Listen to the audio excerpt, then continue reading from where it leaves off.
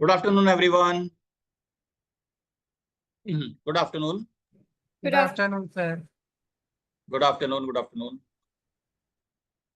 Okay, so let's start.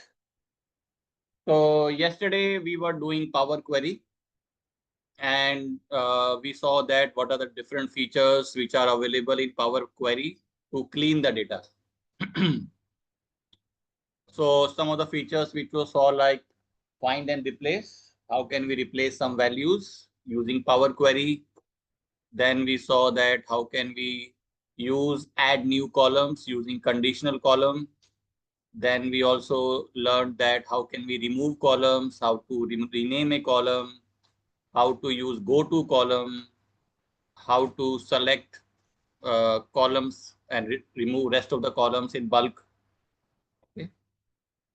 And we learned how to merge columns, how to split columns, how to extract information from a date column using date option. Okay. Then we also saw number functions, right? So any questions so far from anybody?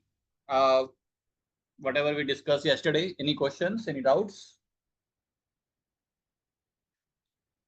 No doubts? All good? So shall we start? Okay, so let's start.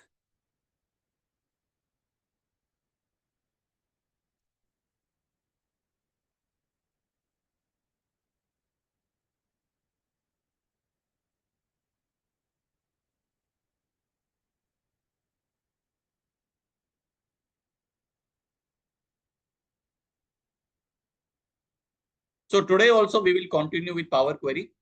ठीक है, तो कुछ और features देखते हैं. तो date functions हमने हो गए, नंबर फंक्शंस हो गए, appending sheets and merging sheets कल हमने देखा कैसे हम मर्ज कर सकते हैं. मर्ज कब करते हैं हम?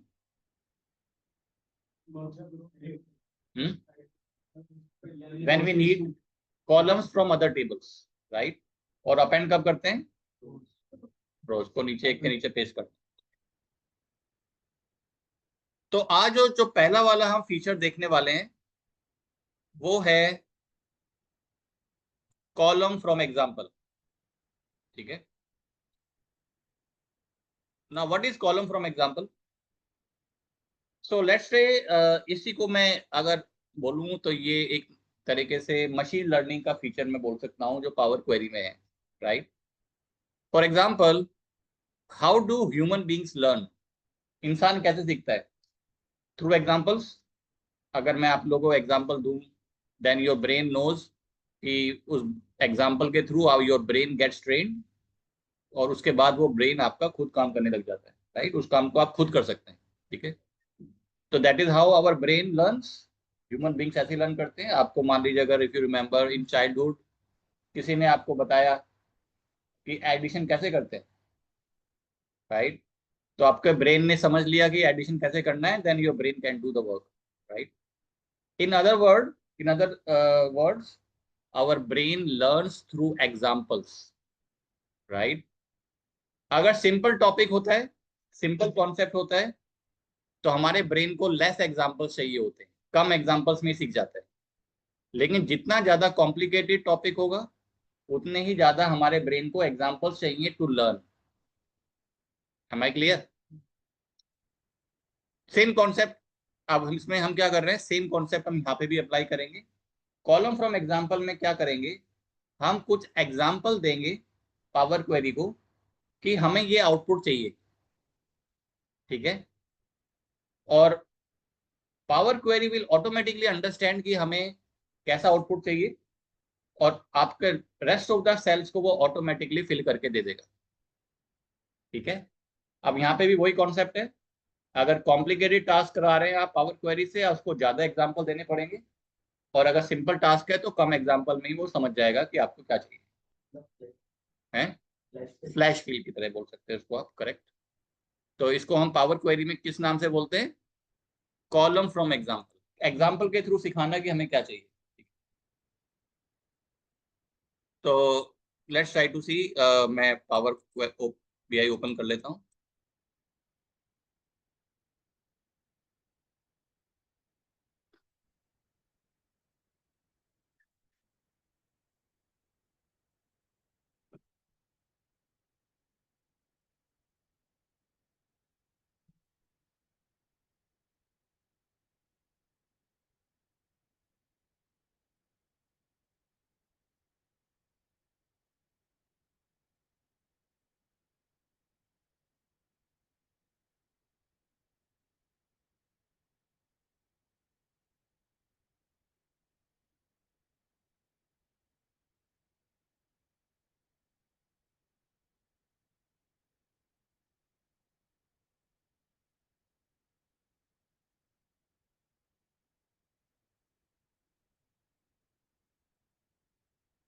ओके, सो लेट्स सी, कुछ हम इसमें काम करते हैं। तो हम how do we start power query? We click on transform button and then click on this option called as transform data. तो क्या आ गया? ये पावर क्वेरी एडिटर है, ठीक है। तो हम जाएंगे ऐड कॉलम में, ठीक है, ताकि एक नया कॉलम ऐड हो। Under add column we have this option called as column from example, ठीक है। एंड इसमें मैं ऑप्शन चूज करता हूँ फ्रॉम सिलेक्शन, मतलब सेलेक्टेड कॉलम से ही मुझे कुछ काम करना है, तो फ्रॉम सिलेक्शन। अब लेट्स से सेगमेंट कॉलम से, लेट्स से मैं लेफ्ट साइड से 2 कैरेक्टर एक्सट्रैक्ट करना चाहता हूँ, ठीक है। तो मैं इसको कुछ एग्जांपल देता हूँ, मुझे क्या चाहिए। तो कॉलम 1 एक ऐड हो गया, ये ब्लैंक है, और मैं कुछ एग्जांपल प्रोवाइड करता हूँ कि मुझे क्या चाहिए आउटपुट। जीई, गवर्नमेंट से मुझे क्या चाहिए? जीओ, सॉरी, जीओ। लेफ्ट साइड से 2 कैरेक्टर चाहिए। एक एग्जांपल किया मैंने, एंटर करता हूँ। एक एग्जांपल से वो नहीं समझा, ठीक है। तो then I will provide one more example. Mid market से मुझे क्या चाहिए? MI. Rest of the cells have been filled automatically, ठीक है। I am satisfied with the output, तो मैं क्लिक करूंगा ओके। ओके करते ही मेरे पास एक नया कॉलम क्रिएट हो गया। And then I go to home, click on close and 1000 rows automatically fill हो गई। मेरे पास लेफ्ट साइड से 2 कैरेक्टर आ गए। And how many examples did I provide? 2 examples. This is called as column from example. आपने एक नया column बना दिया बाय प्रोवाइडिंग एग्जांपल्स। और ट्राई करते हैं, ठीक है। ऑल्टरनेट मतलब हम्म ट्राई करते हैं, ठीक है। कि मैंने बोला जितने ज्यादा कॉम्प्लिकेटेड टास्क उतने ही ज्यादा उसको एग्जांपल चाहिए, ठीक है। तो लेट्स ट्राई टू कि वैसे वो समझता है नहीं समझता, तो हम इसको करते हैं ट्रांसफॉर्म डेटा। फिर से जाते हैं add column. Under add column I have this option called as from selection.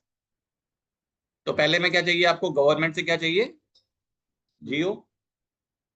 फिर क्या अब क्या चाहिए? सेकंड में कुछ चाहिए सेम, सेकंड कॉलम से। Second cell is also Jio, right? That's correct. पहले में जियो लिया मैं, सो लॉजिक ये है कि ऑल्टरनेट में पहले में राइट जाएगा, पहले में लेफ्ट जाएगा, फिर राइट से। ठीक है, तो सेकंड सेल में आपको चाहिए गवर्नमेंट का एनटी, राइट? ये आप बोल रहे हैं, ठीक है। अब मिड मार्केट से आपको एमआई चाहिए।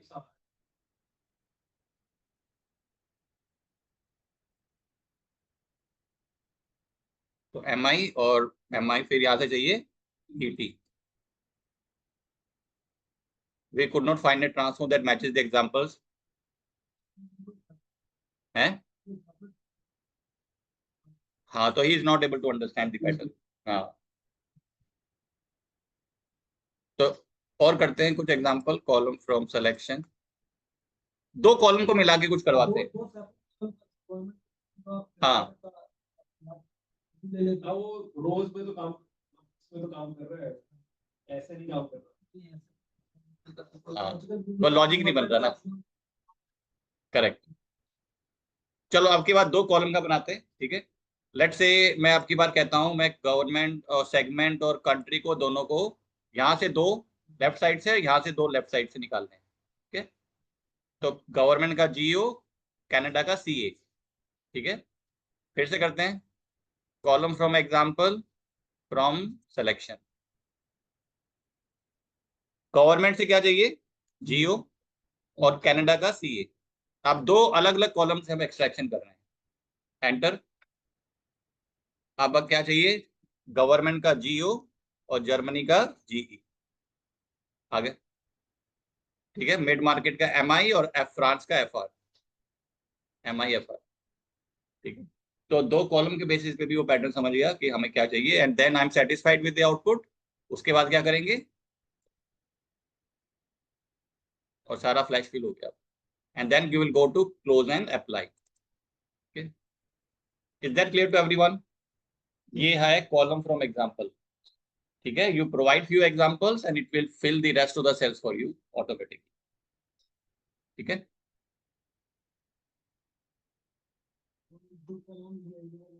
यस, इससे बन जाए। उसके बनाने के बहुत तरीके हैं, ठीक है। तो आपके ऊपर है कि कौन सा लॉजिक आप यूज करते हैं। आज इससे भी हो जाएगा। यस, इससे भी हो जाएगा। कंडीशन कॉलम कल मैं आपको बता चुका हूँ ऑलरेडी। कंडीशन के बेसिस पे एक नया कॉलम ऐड करना, ठीक है। एक और असाइनमेंट दे रहा हूँ आपको, ठीक है। और ये असाइनमेंट भी पावर क्वेरी से रिलेटेड है, ठीक है। दो असाइनमेंट हो गए पावर क्वेरी का। एक कल दिया था मैंने आपको, ठीक है, और ये भी पावर क्वेरी से, ठीक है। तो ये दोनों आप कर लेना पूरा वीक में। नेक्स्ट वीक आप मुझसे पूछ सकते। ये अलग, ये अलग असाइनमेंट। हाँ, विजुअलाइज। एंड रिजल्ट आपका चार्ट के थ्रू आना चाहिए। And result is chart. हाँ हाँ, यानी कि आपके रिजल्ट ही गलत आएगा अगर आपने इंटरमीडिएट स्टेप ठीक नहीं करे।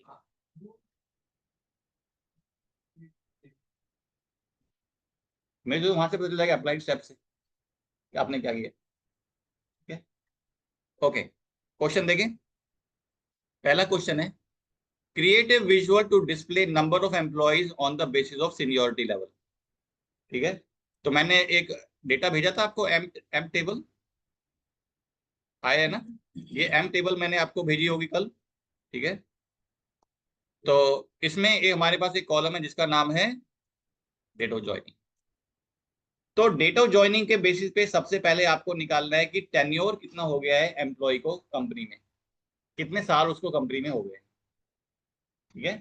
तो मैंने यही बोला है कि पहले आपको क्या निकालना है, टेन्योर निकालना है, जो टेन्योर के बेसिस पे अगला आगे काम होगा। हाँ, तो टेन्योर कैसे निकालोगे, आज की डेट से डेट ऑफ ज्वाइनिंग को सब्ट्रैक्ट करोगे, ठीक है। तो आपके पास क्या आ जाएगा, number of years in the company, उसको हम क्या बोलेंगे, टेन्योर, ठीक है। अब जब वो कॉलम बन जाएगा, उसके ऊपर आप एक कंडीशनल कॉलम फिर से बनाएंगे, उस कॉलम को यूज करके कंडीशनल कॉलम क्रिएट करेंगे। और लॉजिक क्या होगा कि अगर उसको 5 साल से ऊपर हो गए कंपनी में तो उसका सीनियोरिटी लेवल क्या है, सीनियर। अगर उसको 3 से 5 साल के बीच में हुए तो उसका सीनियोरिटी लेवल क्या है, जूनियर। अगर 1 से 3 साल के बीच में हुए तो उसका सीनियोरिटी क्या है, इंटर्न। और अगर लेस देन 1 ईयर है तो उसका सीनियोरिटी लेवल क्या है, टेम्प। जब ये आपका कंडीशन कॉलम क्रिएट हो जाए, उसके बाद आपको मुझे बताना है, चार्ट के थ्रू प्रेजेंट करना है कि हर सीनियोरिटी लेवल के मेरे पास कितने एम्प्लॉयज हैं, ठीक है। तो मैंने लिखा है create a visual to display number of employees on the basis of seniority level. आपकी चॉइस है, ठीक है। काफी जो भी चार्ट आप चूज कर सकते हैं। बार चार्ट बना सकते हो, कॉलम चार्ट बना सकते हो, पाई चार्ट भी बना सकते हो, फन चार्ट भी बना सकते हो, ट्री मैप भी बना सकते हो, डोनट भी बना सकते हो, है। पाई चार्ट में तो नंबर भी आ जाता है, बाय डिफॉल्ट तो नंबर ही दिखाता है वो। नंबर भी शो कर सकते हो, उसके अंदर परसेंटेज भी शो कर सकते हो। तो आपकी चॉइस है, ठीक है। मैंने चार्ट का नाम नहीं लिखा, आपको अपने हिसाब से पिक करना है, ठीक है। मेरा क्वेश्चन ये आंसर होना चाहिए इस टाइप से, ठीक है। Next question, grade the employees on the basis of salary, ठीक है। अब मैं आपको एक और डेटा भेजूंगा जिसका नाम है एमसेल। अब इसके अंदर क्या है, एम्प्लॉयज की सैलरी है, ठीक है। अब आपको मुझे बताना है, सबसे पहले आपको कैलकुलेट करना है ग्रेड क्या है एम्प्लॉय का, ठीक है। तो अगर उसके 3 लाख से ऊपर सैलरी है तो उसका ग्रेड है ए। अगर उसकी 1 लाख से ऊपर सैलरी है तो उसका ग्रेड है बी। और अगर 50,000 से ऊपर उसकी सैलरी है तो उसका ग्रेड है सी। और 50,000 से लेस सैलरी है तो उसका ग्रेड है एन ए, ठीक है। And then you have to create a visual to get the percentage wise bifurcation of the grade. तो मुझे देखना है कि ए के कितने परसेंटेज ऑफ एम्प्लॉयज हैं मेरे कंपनी में, बी का कितने परसेंटेज ऑफ एम्प्लॉयज हैं, सी का कितना परसेंटेज ऑफ एम्प्लॉयज है, और एन ए का कितना परसेंटेज कंपनी। आपकी चॉइस है, इसमें मैं रिपोर्ट बनाने के लिए नहीं बोल रहा हूँ, आप अलग अलग पेज पे भी बना सकते हैं, कोई प्रॉब्लम नहीं। हम्म हम्म दोनों को एक ही जगह लोड कर लो। हाँ? नहीं कंबाइन नहीं कर, नहीं कंबाइन नहीं कर, अभी कंबाइन तक पहुंचा नहीं हूं। अभी कोई क्वेश्चन कंबाइन के लिए जरूरत नहीं है, मर्ज करने की कोई जरूरत नहीं है, ये सारे क्वेश्चन इंडिविजुअल शीट से शुरू हो जाएगी। एक क्वेश्चन क्लियर है? हो जाएगा। Next, create a visual to display the promotion percentage. मतलब कि कितने लोगों का प्रमोशन हो गया है वर्सेस नॉट प्रमोटेड, और डेटा किसमें चाहिए मुझे? परसेंटेज। ठीक है, तो अब ये कैसे पता लगाओगे? तो मैं थोड़ा आपको हिंट दे देता हूं। ये मैं एमसेल टेबल भेज रहा हूं और इसमें दो कॉलम है। Designation as on Jan 20th, यानी Jan 20th को क्या डेजिग्नेशन थी और करंट डेजिग्नेशन क्या है। तो मैं आपको थोड़ा लॉजिक बता देता हूं। अगर दोनों कॉलम की वैल्यू सेम है तो नॉट प्रमोटेड, और वैल्यू सेम नहीं है तो promoted.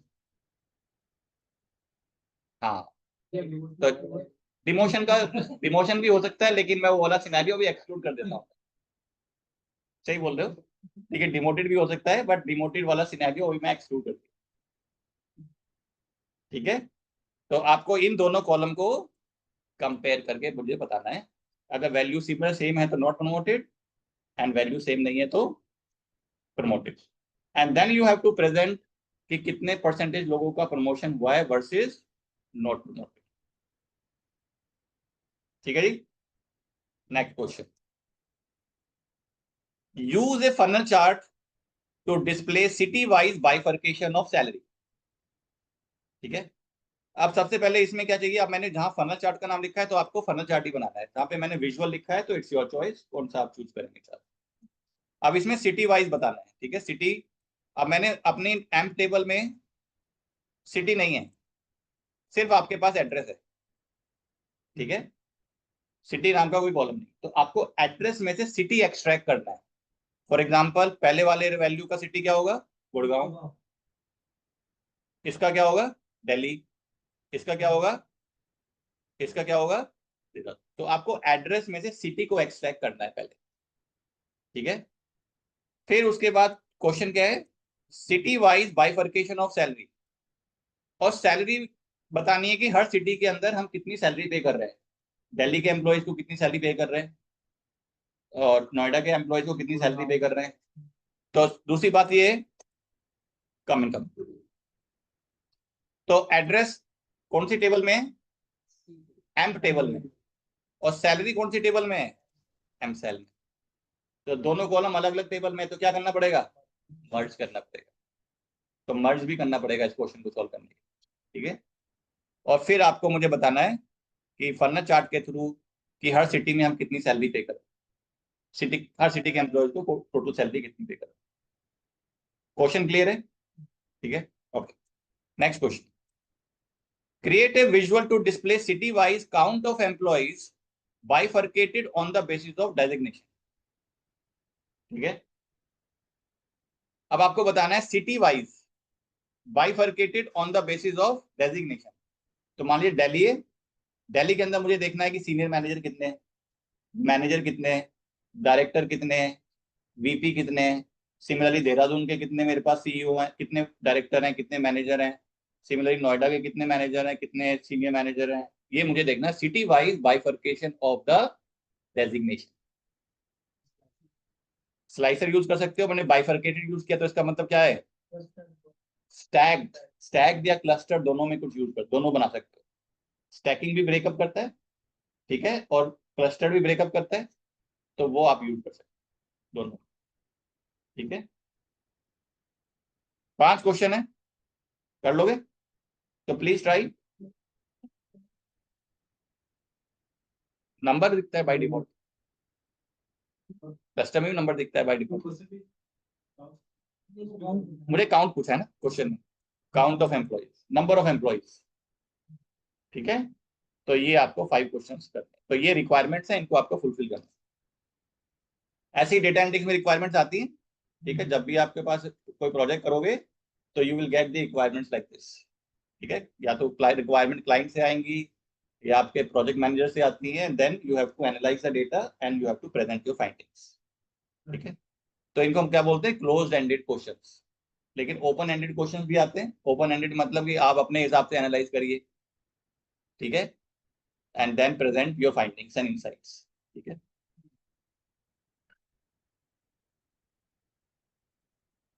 Next, autofill. Autofill power query के अंदर क्या फीचर है, without writing any code you can fill the data, ठीक है। तो let's try to see an example.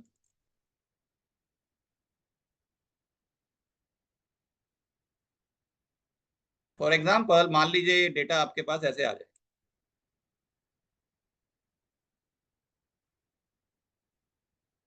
अब डेटा ऐसे बना हुआ है, ये देख रहे हो। तो क्या इस डेटा को यूज करके मैं डेटा विजुअलाइजेशन कर सकता हूँ? क्यों क्यों नहीं? स्टेट तो आ रहा है, यहाँ एलाबामा लिखा हुआ है। यस।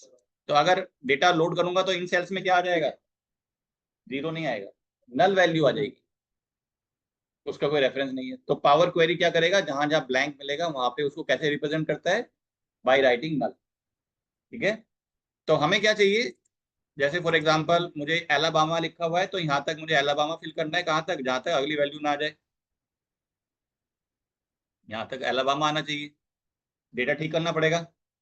फिर आरकानसास मुझे फिल करना है, कहाँ तक, अगले लेवल तक, जहां तक अगली वैल्यू ना आ जाए, ऐसे फिल करना है। तो ये तो मैनुअली बहुत बड़ा टीडियस टास्क है, ठीक है। तो डेटा को फिक्स कैसे करेंगे, तो पावर क्वेरी के अंदर मेरे पास एक इनबिल्ट ऑप्शन है जिसका नाम है फिल, वो ऑटोमेटिकली ये सारे सेल्स को फिल कर देगा, ठीक है। लेट्स ट्राई टू सी। तो मैं इस डेटा को लोड करता हूँ, न्यू सोर्स में गए, पावर क्वेरी के अंदर से ही लोड कर सकते हैं हम डेटा। डेटा सेट में गया एंड आई चूज फिल।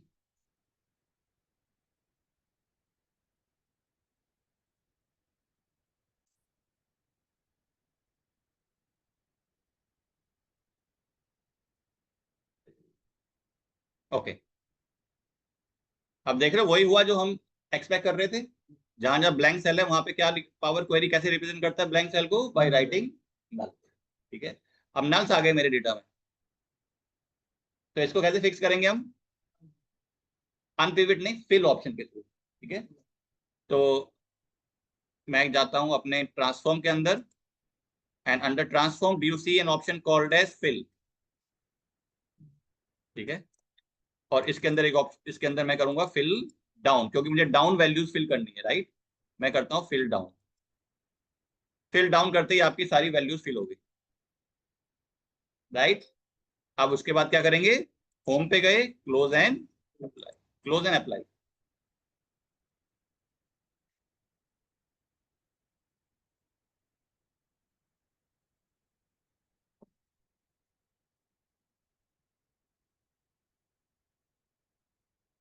ठीक है।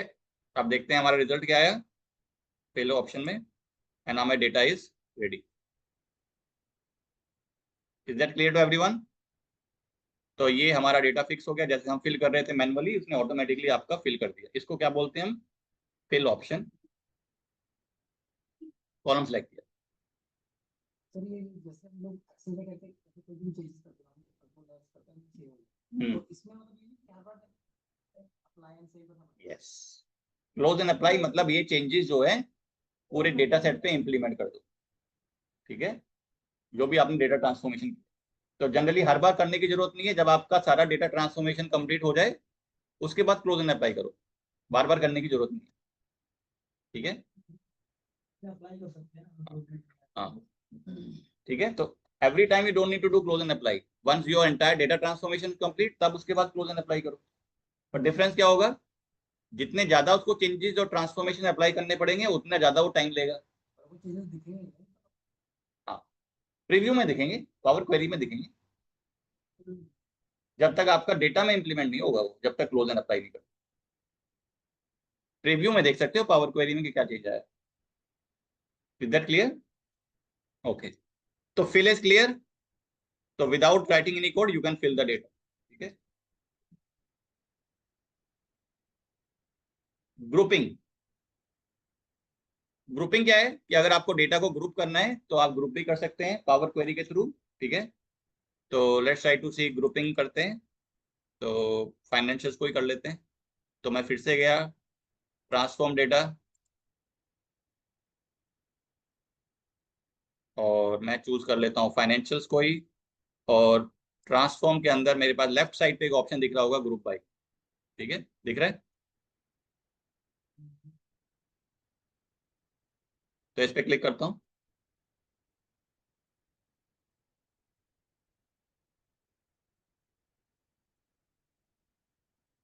तो ग्रुप बाय का आ गया।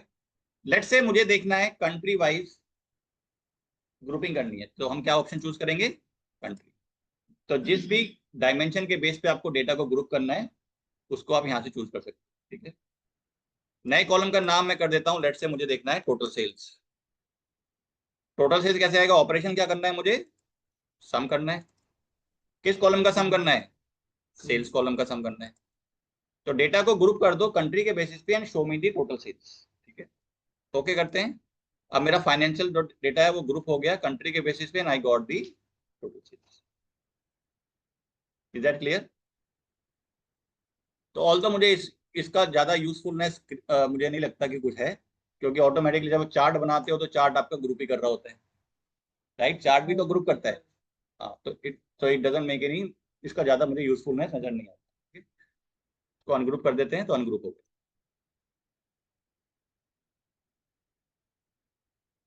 ट्रांसपोज ट्रांसपोज क्या करता है, रोज को कॉलम में ले आएगा, कॉलम को रोज में ले आएगा, ठीक है। ये एक्सेल में भी होता है, ठीक है। तो सेम ऑप्शन है, इसको कैसे यूज करेंगे। तो लेट्स से ये मेरे पास डेटा है हॉरिजॉन्टल बना हुआ है, ठीक है। ऐसे लेफ्ट टू राइट में अगर इसको हॉरिजॉन्टल डेटा बना हुआ, मुझे क्या चाहिए वर्टिकल। तो इसको हम क्या करेंगे, ट्रांसपोज बटन पे क्लिक किया, वर्टिकल हो गया, ठीक है। लेकिन अभी एक प्रॉब्लम है, मेरी फर्स्ट रो में हेडर है, लेकिन फर्स्ट रो को वो डेटा की तरह ट्रीट कर रहा है। पावर बीआई, यस, कमिंग कम। क्या प्रॉब्लम लगा अभी, ट्रांसपोज तो हो गया है, लेकिन मेरा फर्स्ट फर्स्ट रो को वो डेटा की तरह ट्रीट कर रहा है। उसका हेडर क्या बना दिया उसने, कॉलम 1 और column 2। I want my first row be treated as header, ठीक है। उसको भी ये हम मैन्युअली आपने करने की जरूरत नहीं है। हमारे पास एक ऑप्शन है जिसका नाम है use first row as headers.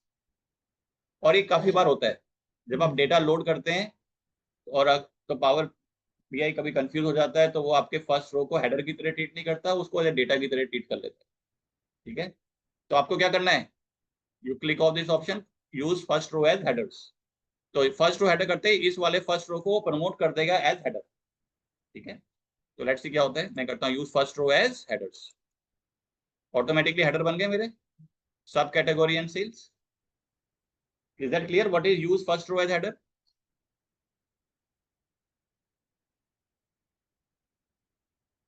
अनपिविट। अब सब लोग एक्सेल में पिविट टेबल्स बनाते हैं। Why do we create pivot tables,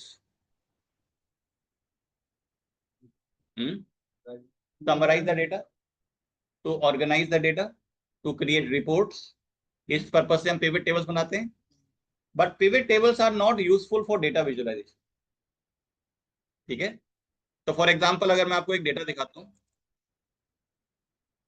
अगर ये डेटा ऐसे आ जाए, तो इस डेटा को यूज करके आप क्या सेल्स बाय कैटेगरी का चार्ट बना सकते हो,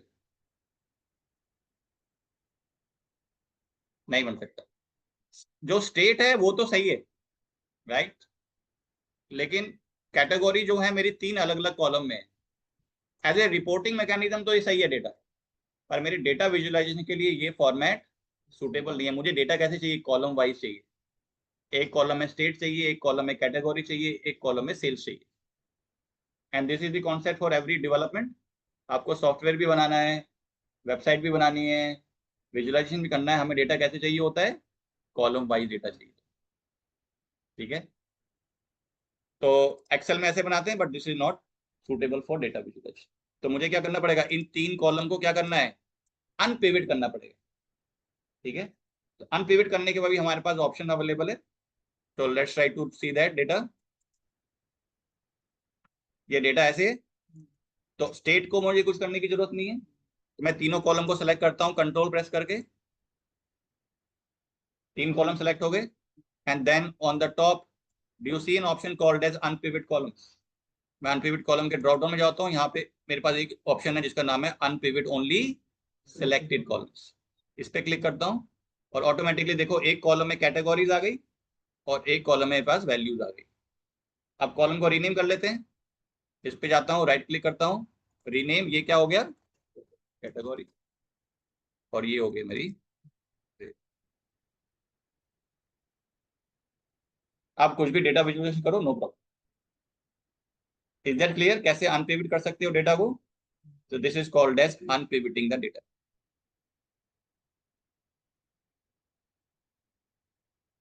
डेटा टाइप्स, देखो जब भी आप डेटा लोड करेंगे पावर बीआई में, आपको सबसे पहला काम क्या करना है? आपको सबसे पहले अपने डेटा टाइप्स वैलिडेट करने हैं कि पावर बीआई ने क्या डेटा टाइप असाइन किए, ठीक है? And if the data type assigned by power BI is not correct, आपको डेटा टाइप करेक्ट करना है, ठीक है? तो जब भी आप डेटा लोड करेंगे तो सबसे पहला काम क्या है, मैं let me right it down, आपको क्या काम करना है, तो let me right it down. तो सबसे पहला काम करना है आपको वैलिडेट डेटा टाइप, सेकंड आपको वैलिडेट करना है फॉर्मेट, और अगला वैलिडेट करना है data category. Data category only applicable for geographical, ये 3 इंफॉर्मेशन आपको लोड करनी, वैलिडेट करनी, ठीक है? तो वैलिडेट कैसे करते हैं? तो let me come out of power query, मैं इसको क्लोज कर देता हूं। कैसे वैलिडेट करोगे? जिस भी कॉलम को आपको क्लिक करोगे, जैसे मैं सेगमेंट कॉलम पे क्लिक करता हूँ, सेगमेंट कॉलम पे क्लिक करते ही आपके पास कॉलम टूल्स आ गए, ठीक है? और कॉलम टूल्स में आप देखोगे डेटा टाइप क्या है इस कॉलम का, टेक्स्ट। कौन कौन से डेटा टाइप होते हैं हमारे पास? हमारे पास होल नंबर होता है, डेसिमल नंबर होता है, fix decimal number, date time text, true false, binary. तो डेटा टाइप इसका करेक्ट है, टेक्स्ट ही होना चाहिए। और कंट्री का क्या है? टेक्स्ट। मिक्स होगा तब भी वो टेक्स्ट ही रहेगा। फॉर एग्जाम्पल कुछ रिकॉर्ड आपके मान लीजिए टेक्स्ट है, कुछ आपके नंबर्स हैं, कुछ डेसिमल्स हैं, तो उसका अप्रोप्रिएट डेटा टाइप क्या हो सकता है? क्या वो नंबर हो सकता है? नहीं हो सकता, उसका टेक्स्ट ही रखना पड़ेगा। Is that clear? क्योंकि टेक्स्ट कैन अकोमोडेट नंबर, पर वो नंबर एज ए टेक्स्ट की तरह ट्रीट होंगे, ठीक है? Because text is a combination of alphabet, numbers and special character. लेकिन ऐसा होना नहीं चाहिए। एक कॉलम में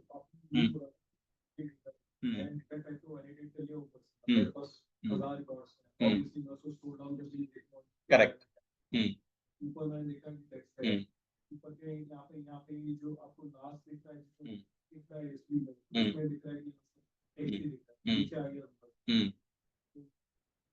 absolutely correct, it's a big problem. चलो मैं आपको बोलता हूँ, एक एग्जांपल देता हूँ। लेट से आपके रिकॉर्ड 1000 रिकॉर्ड्स हैं, ठीक है?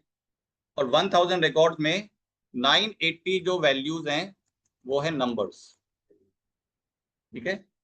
और 20 वैल्यूज हैं टेक्स्ट। ऐसा होना नहीं चाहिए, क्योंकि हमारा कॉन्सेप्ट क्या कहता है, आरडीबीएमएस का कॉन्सेप्ट क्या कहता है कि एक कॉलम में एक ही तरह का डेटा होना चाहिए।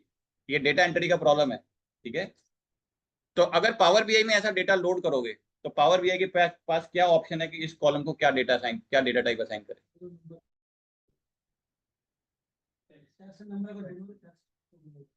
क्या लगता है? I am getting mix answers. Text लगेगा या उसको नंबर यूज करेगा? नंबर्स। टेक्स्ट करेगा सर। मिक्स आंसर्स आ रहे हैं। अब आप कह रहे हो मिक्स आंसर है तो पावर क्वेरी, पावर बीआई भी कंफ्यूज होगा, ठीक है? तो पावर बीआई तो मशीन है, तो उसको नहीं पता कि क्या करना चाहिए, तो वो क्या करेगा, वो इस कॉलम को नंबर असाइन करेगा। क्यों? मेजॉरिटी का रूल हो जाएगा, कि ज्यादा डेटा कहां पर है, नंबर्स में, फ्रैक्शन ऑफ डेटा टेक्स्ट है। Am I clear? 50-50 होगा तब भी वो उसको उसका डिसीजन क्या होगा we don't know, right? Power BI में get confused, correct? Power BI तो हमने ही बनाया है, हमने उसको लॉजिक दिए हैं, करेक्ट? तो यहाँ पे वो क्या रूल लगाएगा, इंटेलिजेंट आदमी ऐसे काम करेगा, मेजॉरिटी डाटा डेटा किसका है, नंबर्स का, माइनॉरिटी टेक्स्ट है, तो इस कॉलम को क्या बना देगा वो, नंबर। अब पावर बीआई नंबर बना दिया, तो टेक्स्ट वाला डेटा कैसे रिप्रेजेंट होगा, टेक्स्ट में नंबर तो रिप्रेजेंट हो ही नहीं सकते, तो जो 20 ये वैल्यूज हैं इनके सामने क्या होगा, वहां पे वो एरर डिस्प्ले करेगी, क्योंकि this text can not be represented as numbers and then you have 20 errors in that column. अब आपको सोचना है कि उन 20 एरर्स को मैं कैसे फिक्स करना है, it's your choice. You don't want to include that in your data, you remove those rows, you can replace those values with something else. तो डेटा ट्रांसफॉर्मेशन आपका डिसीजन है, अब आपको उन 20 रोज को करना क्या है।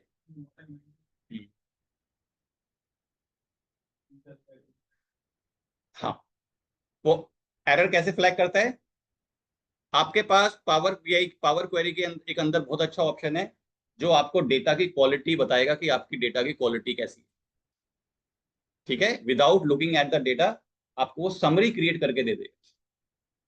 अभी मैं उस पर भी आता हूँ, ठीक है, कि कैसे समरी चेक कर सकते हो अपने डेटा के अंदर, ठीक है?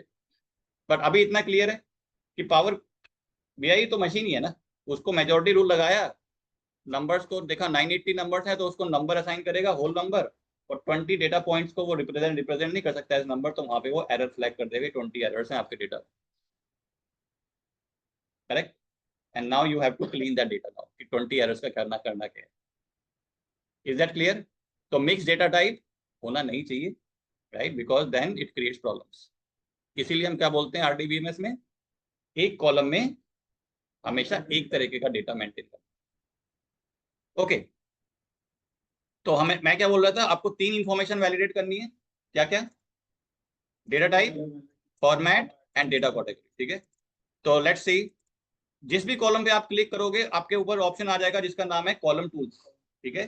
तो कंट्री का डेटा टाइप क्या है, टेक्स्ट है, पर country is also a geographical data, तो इसका क्या करना है, आपको डेटा कैटेगरी भी असाइन करना है। तो डेटा कैटेगरी कैसे असाइन करते हैं, ये डाटा कैटेगरी में जाएंगे, ड्रॉप डाउन में जाएंगे और यहाँ पे हम चूज करेंगे country, country and let's say अब की बार मैं आ जाता हूँ मैन्युफैक्चरिंग प्राइस में, ठीक है? अब मैन्युफैक्चरिंग प्राइस का डेटा टाइप क्या है, होल नंबर, करेक्ट है, ठीक है? पर मैन्युफैक्चरिंग प्राइस में आपका फॉर्मेट भी आपको ऐड करना है, क्योंकि manufacturing price is a currency data. अब मुझे ये नहीं पता कि प्राइस डॉलर में है, रुपीज में है, या फिर पाउंड में है, मुझे ये पता नहीं है ना। तो आप क्या करेंगे, इसमें करेंसी सिंबल भी ऐड करेंगे। करेंसी सिंबल कैसे ऐड करेंगे, फॉर्मेट में जाएंगे, ड्रॉप डाउन पे क्लिक करेंगे and then you have this option called as currency. Currency करते ही यहाँ पे डॉलर सिंबल ऐड हो गया, तो बाय डिफॉल्ट कौन सा करेंसी सिंबल ऐड करता है, डॉलर। लेकिन आप इसको चेंज कर सकते हैं कैसे, आपको दिख रहा है डॉलर के बगल में एक ड्रॉप डाउन, इस ड्रॉप डाउन पे क्लिक करोगे and you have the currency symbols of all the currency symbols available in the world. Hmm hmm hmm hmm hmm तो उस केस में आपको एक ही करेंसी से डेट सबको रिप्रेजेंट करना है, ठीक है? एक ही करेंसी से रिप्रेजेंट करना है, ऐसा नहीं कर सकते कि 10 वैल्यू मैं डॉलर से कर दूं, 5 वैल्यू रुपीज से कर दूं, तो इससे तो आपका कोई डेटा ही गलत हो गया। Am I clear? हाँ, जो मल्टीनेशनल कंपनीज है,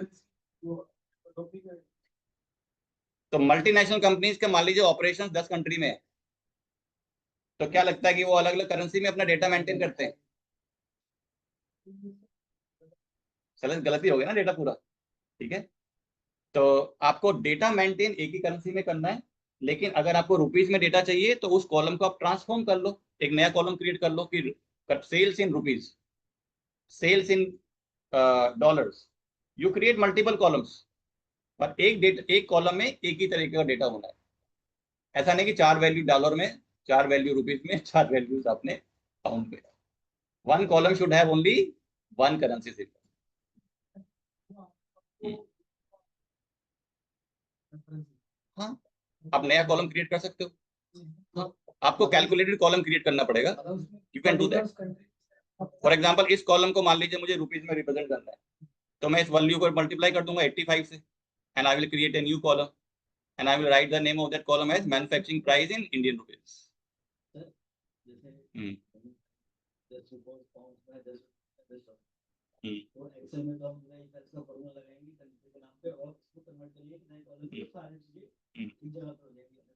यहाँ पे भी है इफ एल्स भी, तो आगे पढ़ेंगे जब हम कैलकुलेटेड कॉलम पढ़ेंगे। ठीक है, सब कुछ कर सकते हो जो एक्सेल में आप कर सकते हो यहाँ भी कर सकते हो।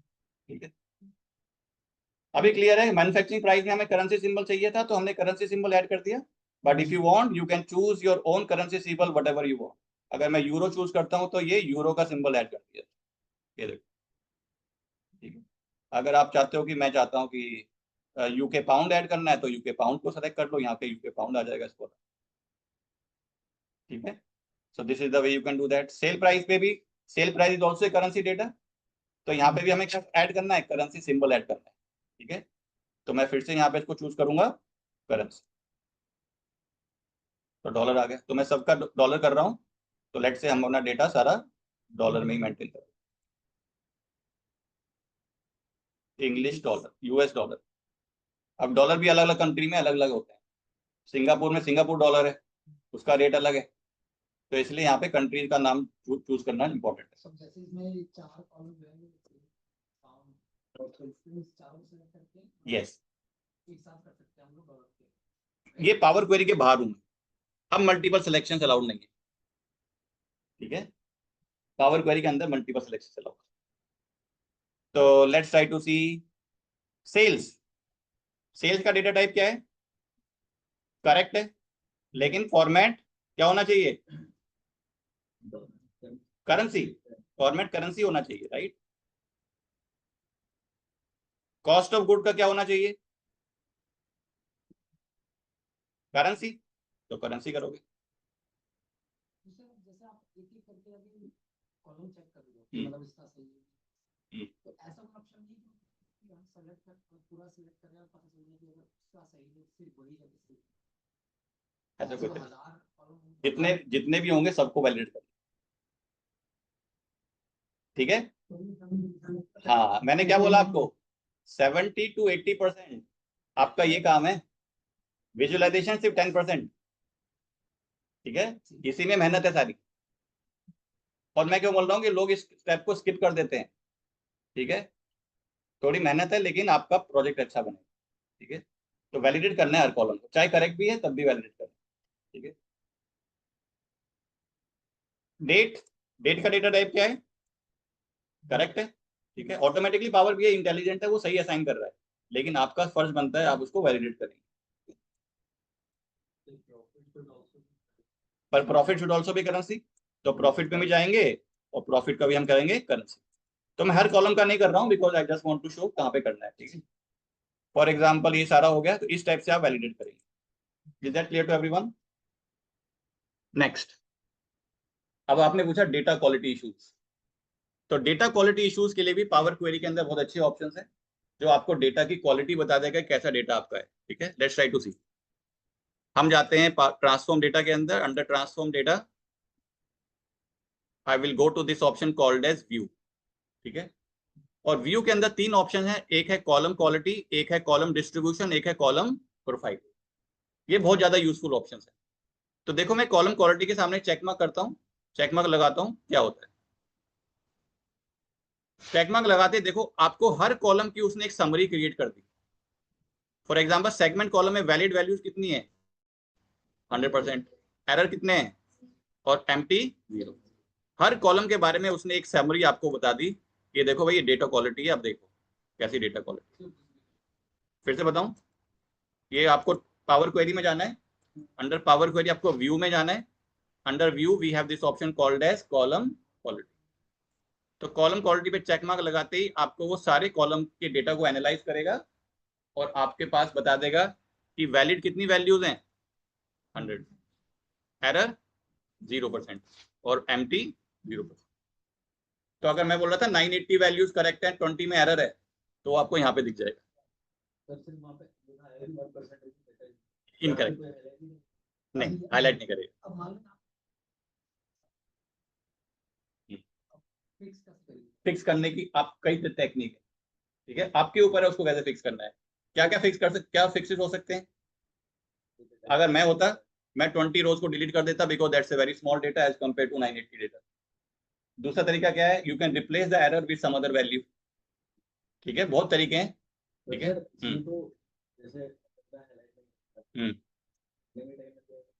ढूंढने में यहाँ पे आ जाएगा ऑप्शन आपके पास, चेक मार्क लगा वो आपको आ जाएगा।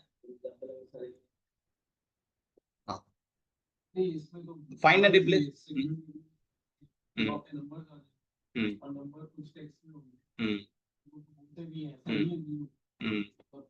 उस पर भी आ रहा हूँ। हाँ, तो पहला ऑप्शन अभी देखा है हमने, कॉलम क्वालिटी क्या दे रहा है, आपको बता रहा है कि वैलिड कितनी, एरर कितनी, एम्प्टी कितनी। ठीक है, तो नल वैल्यूज होंगी तो यहाँ पे आ जाएंगी, एम्प्टी इतनी स्टाइल से। बट एक इंपॉर्टेंट चीज है, और जो गलती बहुत लोग करते हैं, ठीक है, आप नीचे देख रहे हो मैसेज आ रहा है, column profiling based on top 1000 rows. तो अब आप क्या होगे, क्या अरे मेरे डेटा में कोई भी एम्प्टी नहीं है, ठीक है, लेकिन इसने प्रोफाइलिंग कितने रोज की करी है, सिर्फ 1000। ये एंटायर डेटा सेट की प्रोफाइलिंग नहीं है। तो लोग क्या कहते हैं, अरे मेरे डेटा में कोई भी एम्प्टी नहीं है, क्योंकि यहाँ पे दिखता है फर्स्ट 1000 रोज। तो अगर पूरे डेटा सेट की प्रोफाइलिंग करनी है तो क्या करना है आपको, इस मैसेज पे क्लिक करना है आपको, जहां लिखा हुआ है कॉलम प्रोफाइलिंग टॉप 1000 रोज, और सेकंड वाला ऑप्शन चूज करना है जिसका नाम है column profiling based on entire data set. Click करते ही आपका रीकैलकुलेट हो गया। Clear, now this is the data summary for entire data set. अब ये करेक्ट है, ठीक है। तो ये गलती करते हैं लोग, देख लेते हैं, उसको ये पता नहीं होता कि टॉप 1000 रोज की समरी दिखाता है बाय डिफॉल्ट। तो you have to check the column quality for the entire data set. कहां पर, अच्छा ये तो वो है, मैंने रिफ्रेश नहीं किया ना, तो इतना क्लियर है सब लोगों को, ठीक है। नेक्स्ट, अगला एक और ऑप्शन है जिसका नाम है कॉलम डिस्ट्रीब्यूशन, ठीक है। मैं कॉलम डिस्ट्रीब्यूशन पे चेक मार्क लगाता हूं। अब ये आपको और इंफॉर्मेशन दे रहा है आपके कॉलम में कैसी वैल्यूज है, ठीक है। तो वो बता रहा है जैसे कितनी डिस्टिंक्ट है वैल्यूज, 5 डिस्टिंक्ट 0 यूनिक, क्योंकि सेगमेंट है मेरे 5 सेगमेंट है, तो उसने बता दिया 5 डिस्टिंक्ट वैल्यूज है, ठीक है। तो ये आपको हर कॉलम के बारे में बता रहा है, जैसे यूनिट सोल्ड में 510 डिस्टिंक्ट है, 343 यूनिक है, ठीक है। और यहाँ पे छोटा सा उसने ग्राफ भी बना दिया है, दिख रहा है। अब इसके अंदर आप थर्ड ऑप्शन है जिसका नाम है कॉलम प्रोफाइल। कॉलम प्रोफाइल आपको और डिटेल देगा आपके कॉलम के बारे में, ठीक है। तो मैं कॉलम प्रोफाइल पर चेक मार्क लगाता हूँ। आपके पास एक और डिस्ट्रिक्ट पूरा इंफॉर्मेशन आ गया, और डिटेल्ड इंफॉर्मेशन आ गई उस कॉलम के बारे में। आपके नीचे ऑप्शन आ गया कॉलम स्टैटिस्टिक्स, बता रहा है एरर कितने हैं, 0, एम्प्टी 0, काउंट कितना है, 1119 काउंट है, डिस्टिंक्ट कितनी वैल्यूज है, यूनिक कितनी है, 343, राइट। एनएन कितने, बताओ भाई, डिस्टिंक्ट और यूनिक में क्या डिफरेंस।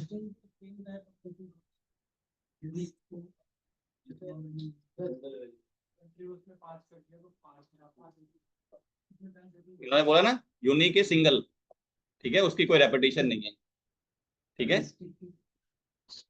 रेपिटेशन भी है, एक बार काउंट करेगा उसका। यस एब्सोल्युटली करेक्ट, ठीक है। एनएन कितने हैं, एनएन को जीरोस कितने हैं, ये मिनिमम ये है, मैक्स ये है, एवरेज ये है, स्टैंडर्ड डिविएशन ये है, ठीक है, नॉट ए नल। तो जनरली जो मिसिंग वैल्यूज हैं उसको कुछ कुछ डेटाबेस के अंदर हम एनएन के थ्रू रिप्रेजेंट करते हैं। तो मिसिंग वैल्यू के बहुत रिप्रेजेंटेशन है, ठीक है। तो मिसिंग वैल्यूज को आप नल की तरह, नल कभी कभी लिखा आता है, कभी कभी एनएन लिखा आएगा।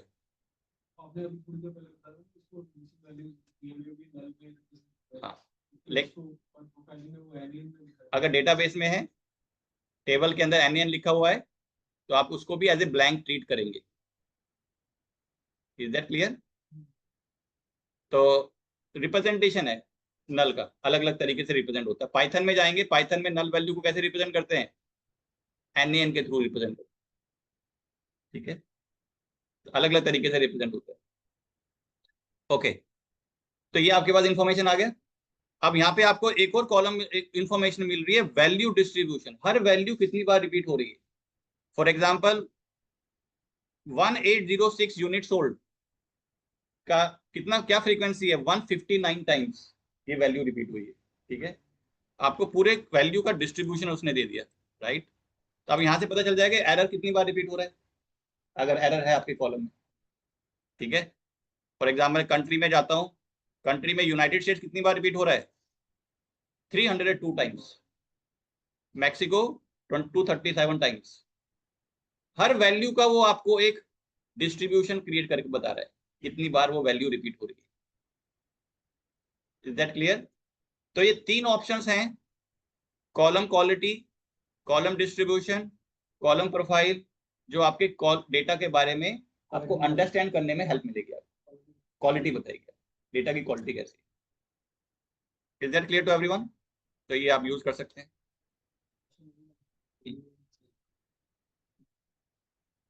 ये ऑप्शन, अब मान लीजिए आपको सेल्स में जाना है, ठीक है, सेल्स की क्वालिटी चेक करनी है, तो सेल्स कॉलम को यहाँ पे आपको क्लिक करो, ठीक है। उसके बाद मान लीजिए मुझे यूनिट सोल्ड की पता करनी है, यूनिट सोल्ड पे क्लिक किया, कॉलम डिस्ट्रीब्यूशन आ गया। तो अब देखो क्या, कौन सी वैल्यू कितनी बार रिपीट हो रही है। अगर एरर होगा तो वो बता देगा ना कितने एरर्स हैं यहाँ पे।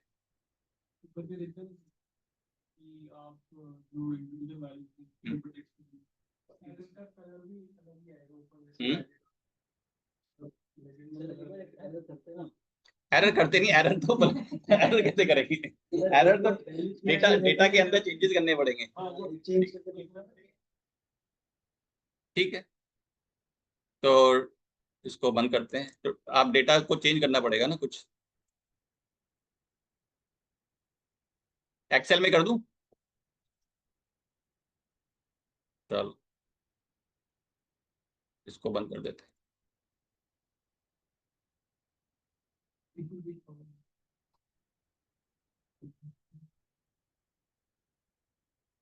एक फाइनेंशियल सैंपल था ना हमारे पास, इसकी कॉपी बना लेता हूँ एक।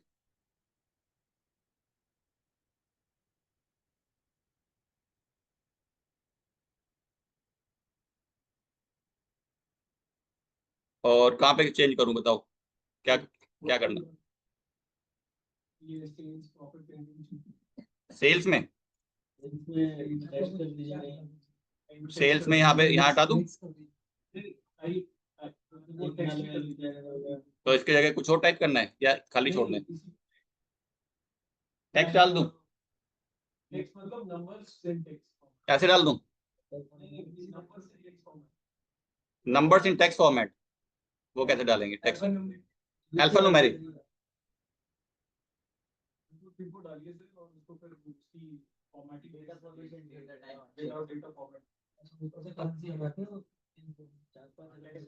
अच्छा आप ये बोल रहे हो इसको नीचे से सेलेक्ट करके, राइट, ऐसे।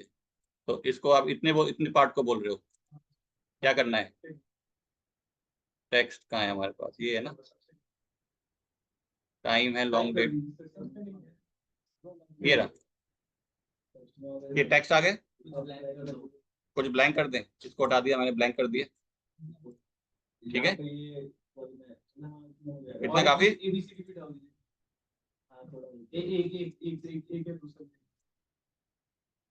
यहाँ पे कर देते हैं, यूनिट सोल्ड में ABC डाल दूं, ठीक है जी।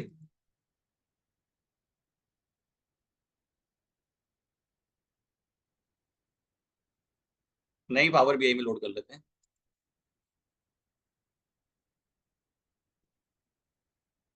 पर ये काम टाइम कंज्यूमिंग है बहुत ज्यादा, ठीक है, यही काम आपको, इसलिए मैंने बोला ये 80 to 90% आपको यही सब करना है।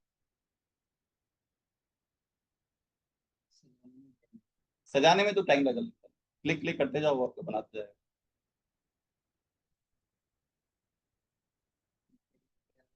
हाँ, डेटा तैयार करना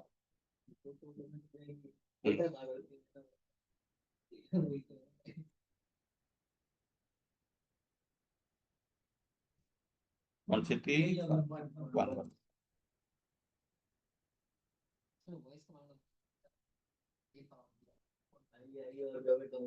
1 आ गया ना कोपायलट, इसमें दिख रहा है ना कोपायलट का ऑप्शन आ गया, एआई आ गया इसके अंदर। कर रहा है माइक्रोसॉफ्ट काम, आराम से नहीं बैठा हुआ है। बहुत अमेजिंग चीज है कोपायलट। आ गया error, one of the log queries contained errors. ठीक है, लोड करते ही एरर आ गया। आप देखते हैं ट्रांसफॉर्म डेटा में गए, हाँ लोड करते ही उसको समझ नहीं आया ना क्या करना है, कैसे लोड करूँ उसको, क्या डेटा टाइप असाइन करूँ। ठीक है, व्यू में आ गए और मैं यहाँ पे कर देता हूँ एंटायर प्रोफाइल। कहाँ का चेंज किया था हमने, ये आ गया ना यूनिट सेल में रेड मार्क आ गया, एरर आ गया यहाँ पे <<1% है। ठीक है, हाँ रिमूव एरर का भी ऑप्शन आ रहा है। ठीक है, और कहाँ चेंज किया था, आप देखो जहां जहां रेड लाइन आ रही होगी वहां पे एरर है।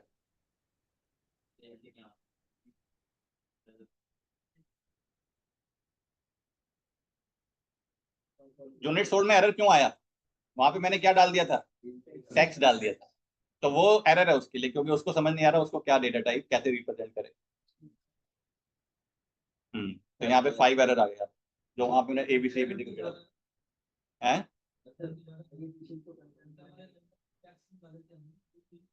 हाँ उसमें उसको कुछ, कौन सा वाला एम्प्टी, जहां हमने खाली करा था, ब्लैंक डिलीट कर दी थी वैल्यूज, तो उसको कह रहा है एम्प्टी। कहाँ पे गया वो, प्रॉफिट, प्रॉफिट में दिख रहा है <<1% एम्प्टी। इस पे क्लिक करते हैं, अब यहाँ पे आपके पास ऑप्शन आ गया MT5। ठीक है, यूनिट सोल्ड में एरर है ना, इसमें ब्लैंक है, ब्लैंक को एरर नहीं है, ब्लैंक इज नॉट एरर। ठीक है, यूनिट सोल्ड इज एरर, देख लो 5 एरर, तो ये आपको उसने बता दिया। ठीक है, क्या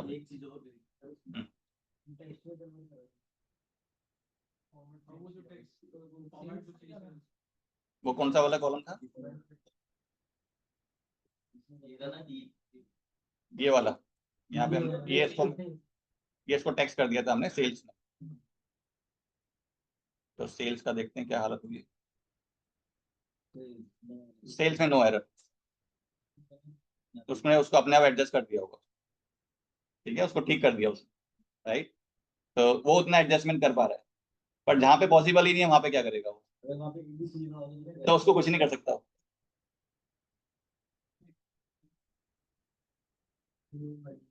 हाँ तो ठीक है, तो अब आई hope you got an idea कैसे एरर दिखते हैं। ठीक है, चलो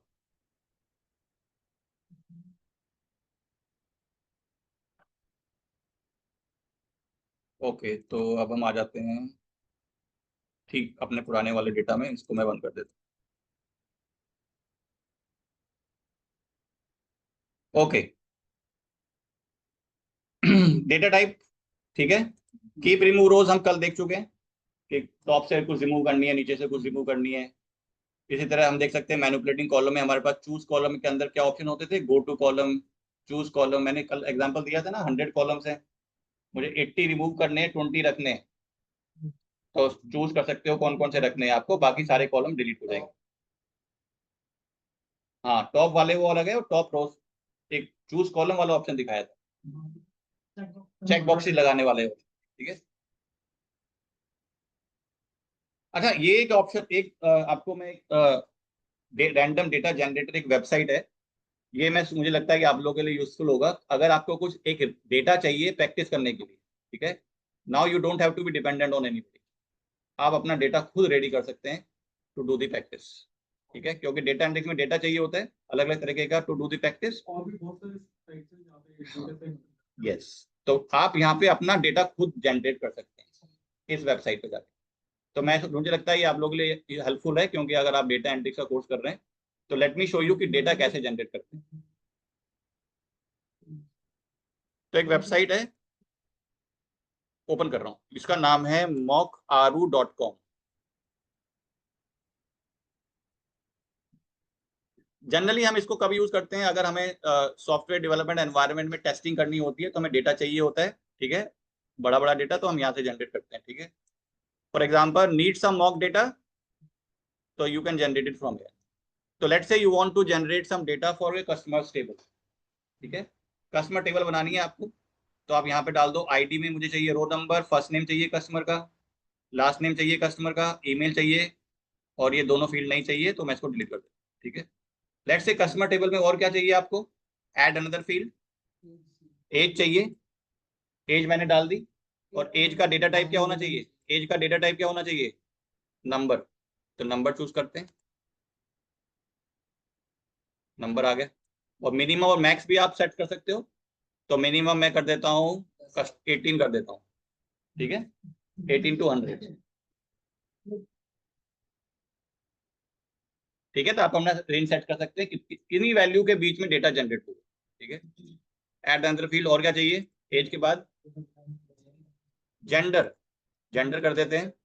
तो जेंडर में मैं चाहता हूं मेरी वैल्यूज उठाए, तो मैं यहाँ पे यूज करूंगा ऑप्शन कस्टम लिस्ट, और कस्टम लिस्ट में अपनी लिस्ट आप प्रोवाइड कर सकते हो जिसको यूज करके वैल्यू जनरेट होंगी। तो मैं कर देता हूँ मेल, ठीक है, अदर्स करना है तो अदर्स कर देते, add other field. Actually gender वाले ना इसमें बहुत सारे ऑप्शंस आते हैं, क्योंकि यूएस में बहुत there are lot of different types of gender जिसको अपने अलग तरीके से कॉल आउट करना पसंद करते हैं। हाँ, हाँ, ट्रम्प ने मना कर दिया, लेकिन पहले ऑप्शन ज्यादा। तो एड्रेस, एड्रेस टैप करते हैं, तो एड्रेस का देखते हैं कोई ऑप्शन है हमारे पास, एड्रेस आ गया।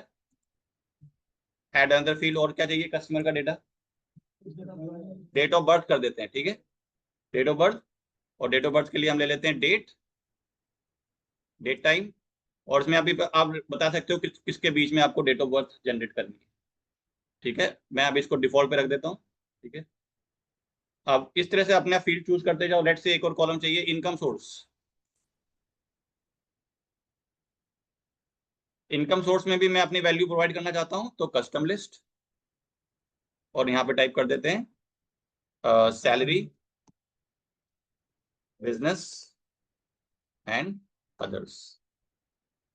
एक और कर लेते हैं लास्ट, एजुकेशन, कस्टमर की मुझे एजुकेशन चाहिए, तो इसको भी कस्टम लिस्ट कर देते हैं और अपनी वैल्यूज प्रोवाइड कर देते हैं। Let's say UG, graduate, post graduate,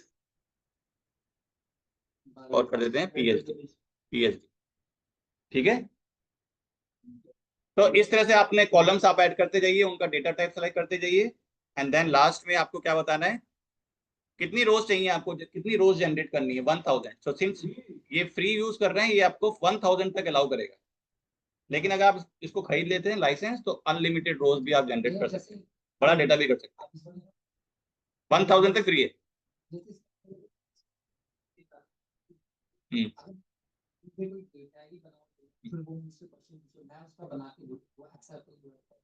समझ नहीं आया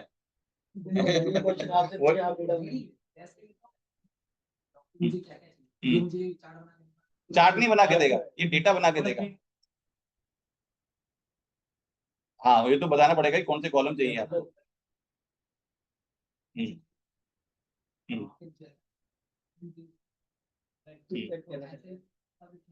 ऐसे आपको मिल जाएंगे, गिटहब पे मिल जाएंगे, कैगल पे मिल जाएंगे बहुत सारे डेटा सेट्स।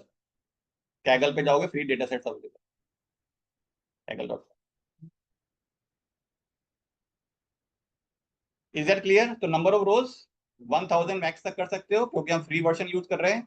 फॉर्मेट क्या चाहिए, किस फॉर्मेट में डेटा बनाना है, CSV, जेसोन, एसक्यूएल, एसक्यूएल में भी आप जनरेट कर सकते हो डेटा, एक्सेल, आपको XML, जो भी फॉर्मेट चाहिए वो चूज कर दो। हम चूज कर लेते हैं एक्सेल, बस इतना करना है, then you click on this button called as generate data.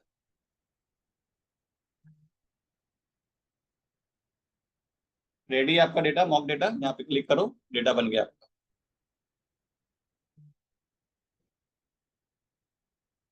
Customer data set is ready. First name आ गए आपके, आईडी आ गया, लास्ट नेम आ गया, ईमेल एड्रेस आ गए सारे फिल होके, ठीक है, एज आ गई आपकी, जेंडर आ गए, एड्रेस आ गया, डेट ऑफ बर्थ आ गया, इनकम सोर्स आ गया, education. Is that clear? So you can create your own data chart बनाओ इसको यूज करके, ठीक है। तो प्रैक्टिस करने के लिए ये काफी, ठीक है, यूजफुल।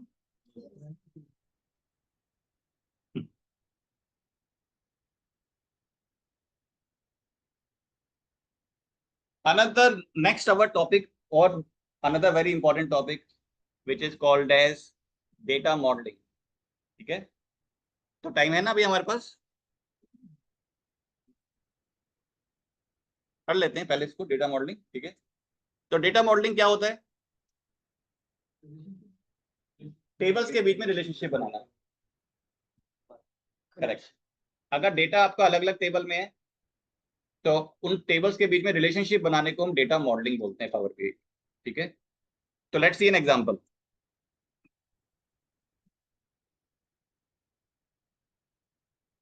लेट्स से मेरे पास एक डेटा है जिसमें हम जाते हैं और मेरे पास एक टेबल है जिसका नाम है dim customer.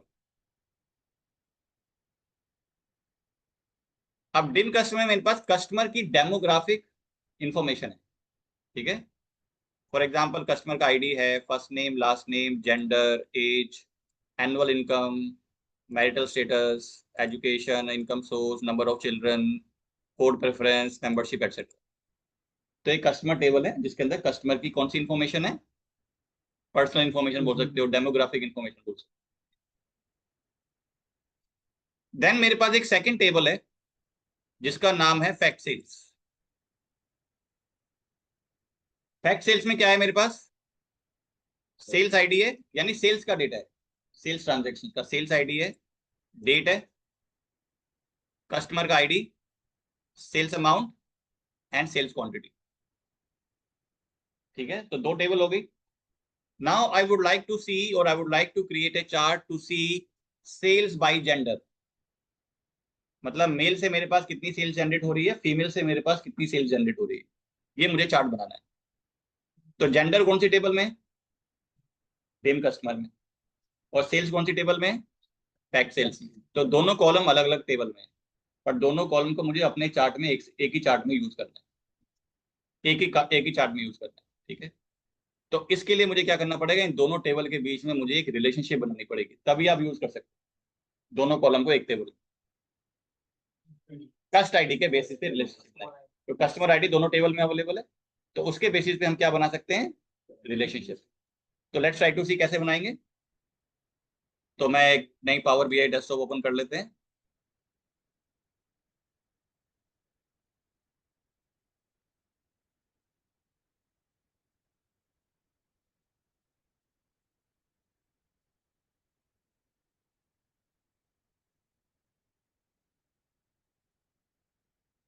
Blank, get data, excel workbook. पहली टेबल का नाम था हमारा डिम कस्टमर, तो डिम कस्टमर को सेलेक्ट किया, ओपन।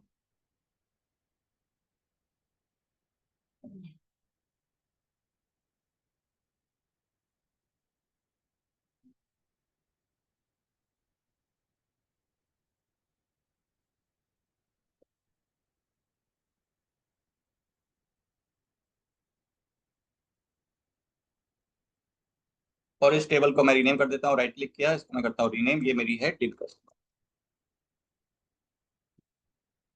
सेकंड टेबल को ले आते हैं, फिर से उसको भी लोड किया, एक्सेल वर्कबुक, और अगली टेबल का नाम था फैक्ट सेल्स।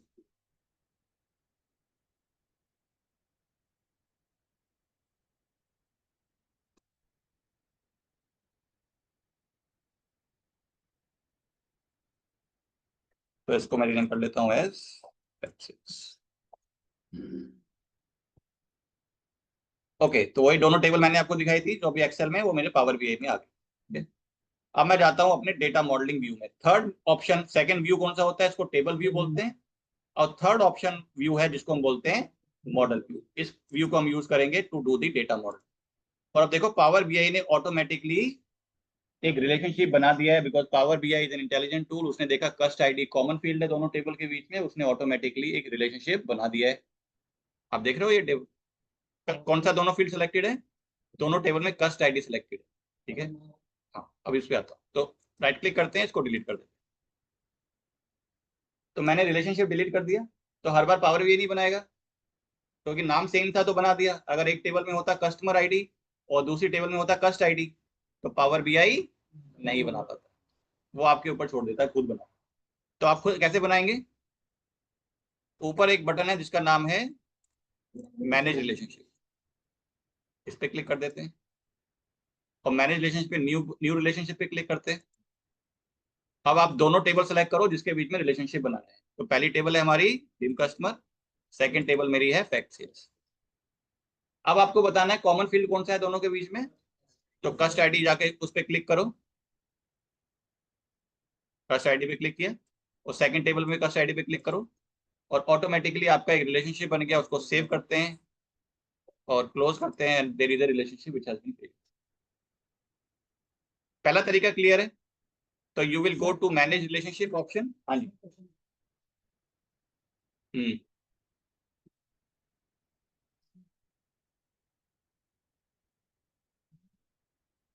कर सकते कर सकते वो ऑटोमेटिक ले लेगा।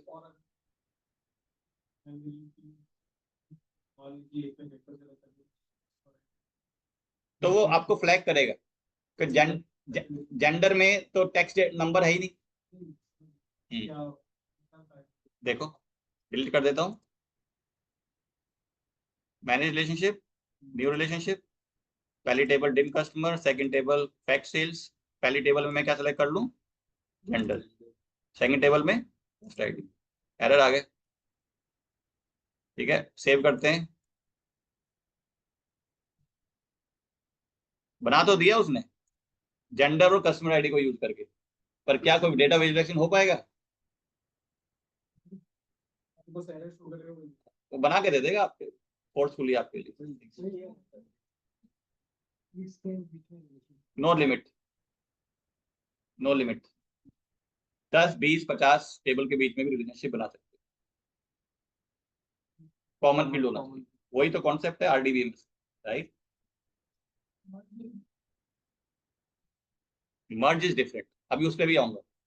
कब मर्ज करना चाहिए, कब डेटा मॉडलिंग करनी चाहिए, just give me some time, I will come to that point, that's a good point, ठीक है। लेकिन मर्ज में तो आप सारे कॉलम्स लेके जाते हो, नहीं सारे, उसमें भी मैं पिक एंड चूज कर सकता हूँ। एक ही कॉलम चाहिए तो उसी पे चेक मार्क लगाऊंगा।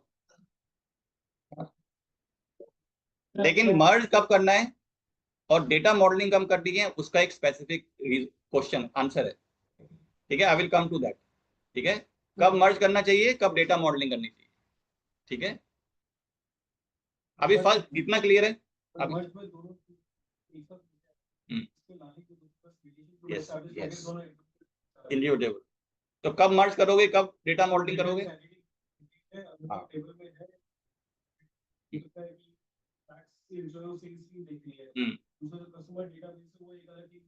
करेक्ट, करेक्ट, डेटा अपनी अपनी जगह है।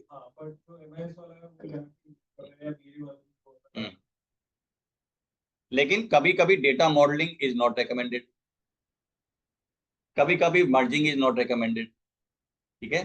क्योंकि डेटा मॉडलिंग करोगे, मान लीजिए 20 टेबल के बीच में रिलेशनशिप बना दी, जितने ज्यादा बड़ा टेबल्स के बीच में रिलेशन होगी उतना आपका परफॉर्मेंस डैशबोर्ड का स्लो हो जाएगा, करेक्ट। और अननेसेसरी हम डेटा मॉडलिंग क्यों करें अगर मर्जिंग कर सकते हैं? तो मर्जिंग कब करनी है और डेटा मॉडलिंग कब करनी है, उसका भी बेस्ट प्रैक्टिसेस है।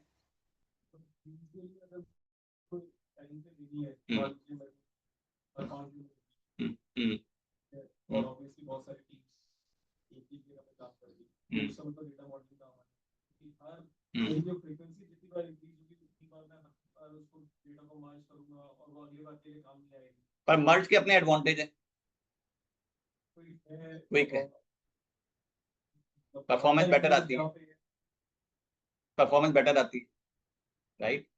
तो काफी क्वेश्चंस हैं, वी विल डिस्कस, ठीक है। अभी इतना क्लियर है कैसे बनाते हैं relationship, manage relationship option. Second तरीका, अब माइक्रोसॉफ्ट है तो ड्रैग एंड ड्रॉप तो होगा ही यहाँ पे कहीं ना कहीं, ठीक है। तो उसके बगैर तो माइक्रोसॉफ्ट आगे चल नहीं सकता, तो ड्रैग एंड ड्रॉप कैसे करेंगे? कस्ट आईडी को आपको पकड़ना है, ड्रैग, और दूसरे टेबल के कस्ट आईडी के ऊपर जाके छोड़ देना है। सेव करो, फिर से रिलेशनशिप बन गया, दोनों काम करते, यस, दोनों, कोई प्रॉब्लम नहीं। पहली से दूसरी में डालो, दूसरी से पहले में डालो, no problem. Is that clear? तो दो ऑप्शन बताए, पहला मैनेज रिलेशनशिप, दूसरा ड्रैग एंड ड्रॉप अप्रोच। दोनों से आप रिलेशनशिप बना सकते हो, कोई प्रॉब्लम नहीं। अब हमारा फर्स्ट रिक्वायरमेंट क्या थी? हमें देखना है dim sales by gender.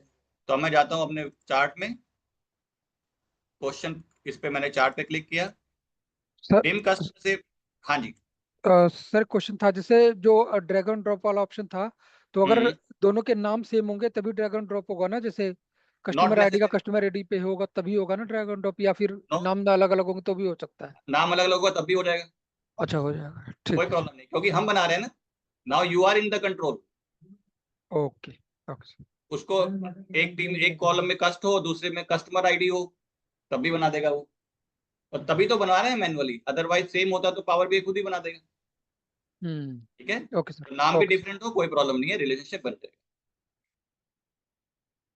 Can अपने चार्ट में आए, एक्स एक्सिस पे मैं डाल लेता हूं अपनी डिम कस्टमर से जेंडर को ड्रैग किया, एक्स पे डाल दिया, और फैक्ट सेल से मैं सेल्स को ड्रैग करता हूं और उसको वाई पे डाल दिया, and I got a chart.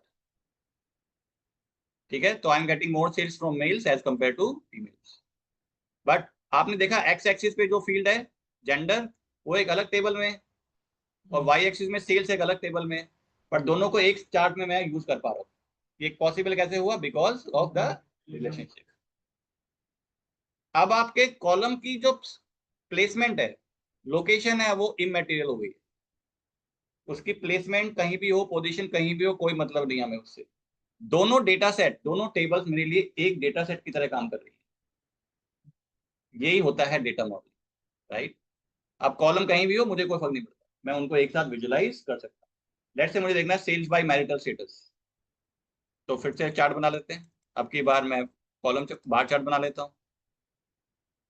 Dim customer से मैं मैरिटल स्टेटस को ड्रैग किया, चार्ट को यहाँ पे डाल दिया। फैक्ट सेल्स से मैंने सेल्स अमाउंट को ड्रैग किया, यहाँ डाल दिया, मेरे पास सेल्स बाय मैरिटल स्टेटस आ गए। Is that clear to everyone? तो अब लोकेशन और the position of the column is now not important. दोनों टेबल में डेटा अलग अलग है, फिर भी वो मेरे लिए एक डेटा सेट की तरह काम कर रही है। This is the advantage of doing data model. Is that clear to everyone? Okay.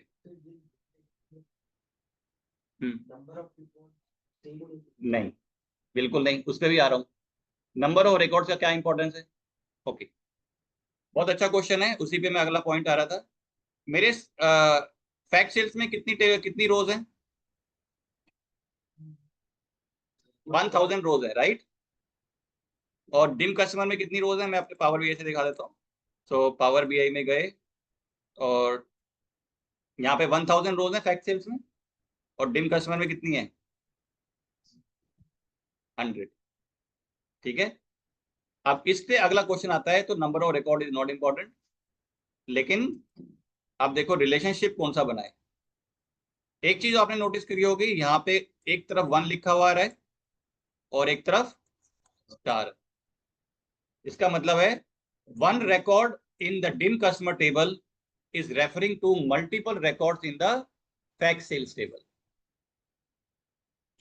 क्योंकि dim customers कितने हैं? 100 है। सेल्स कितनी करी उन्होंने? 1000। तो एक कस्टमर ने मल्टीपल सेल्स करी, करेक्ट? जैसे अमेजोन पे आपने मल्टीपल शॉपिंग कर ली होगी आज तक, पर कस्टमर, उनके कस्टमर टेबल में आपका रिकॉर्ड एक ही बार होगा ना। ठीक है, तो customer has done multiple sales, so that is why एक रिकॉर्ड डिम कस्टमर का फैक्ट सेल्स के मल्टीपल रिकॉर्ड को रेफर कर रहा है। तो इसलिए इस टाइप को, रिलेशनशिप को क्या बोलते हैं? 1 to many। और वही नंबर ऑफ रिकॉर्ड का डिफरेंस है। जब पूछा था नंबर ऑफ, एक में 100 है, दूसरे में 1000, तो 1 to many बनाया। Is that clear? ओके, तो इसका मतलब क्या है? इस चीज को हम पावर बीआई के लैंग्वेज में बोलते हैं कार्डिनैलिटी। क्या बोलते हैं? Cardinality. For example right click करोगे, प्रॉपर्टीज में जाऊंगा, और नीचे दिख रहा है कार्डिनैलिटी क्या बना है? Many to one, right? तो ये हम कार्डिनलिटी होती है, जिसको हम क्या बोलते हैं, एसक्यूएल की लैंग्वेज में क्या बोलते हैं इसको,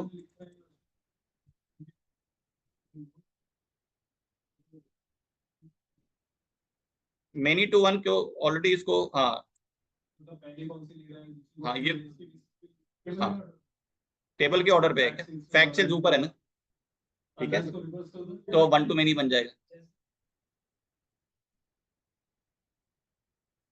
ये सीक्वेंस पे है। पहली टेबल कौन सी है, फैक्ट सेल, सेकंड कौन सी है, डिम कस्टमर, तो इसलिए क्या लिखा उसने,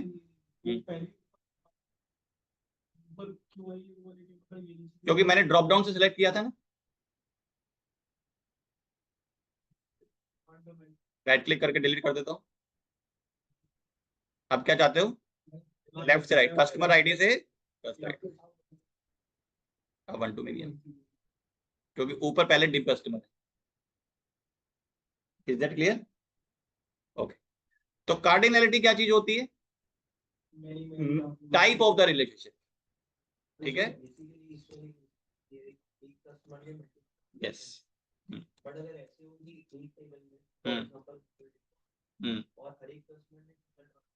one two one, one two one,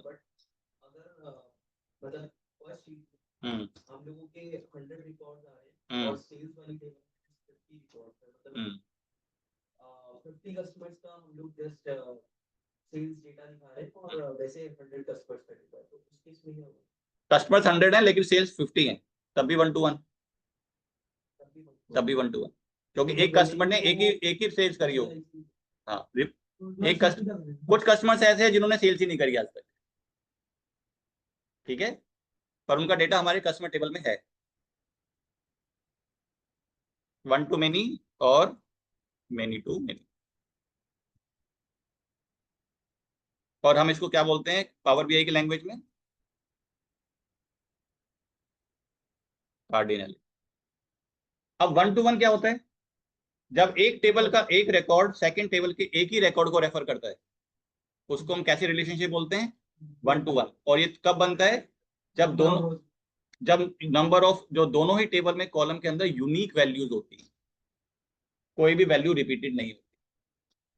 तो इसकी डेफिनेशन क्या है, कॉलम्स, वन रिकॉर्ड यानी वन वैल्यू, ये रिलेशनशिप बन रहा है जो कॉमन फील्ड है, ठीक है, one value refers to only one value in the second table।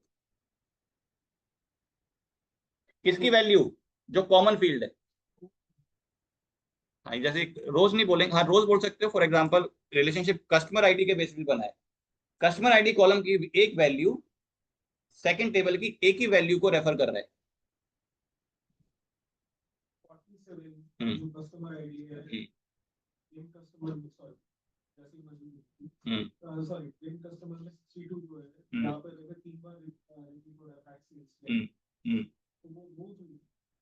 हाँ रोज बोल लो, वैल्यू बोल लो, एक ही बात है, लेकिन हमारा मतलब है कि ये बाकी कॉलम से मुझे मतलब नहीं है ना, बाकी कॉलम बस अभी तो हम कॉमन की बात कर रहे हैं, कस्टमर आईडी की बात। हाँ, तो आप इसको ऐसे भी डिफाइन कर सकते हो, वन वैल्यू या और record refers to one value और रिकॉर्ड। Is that clear?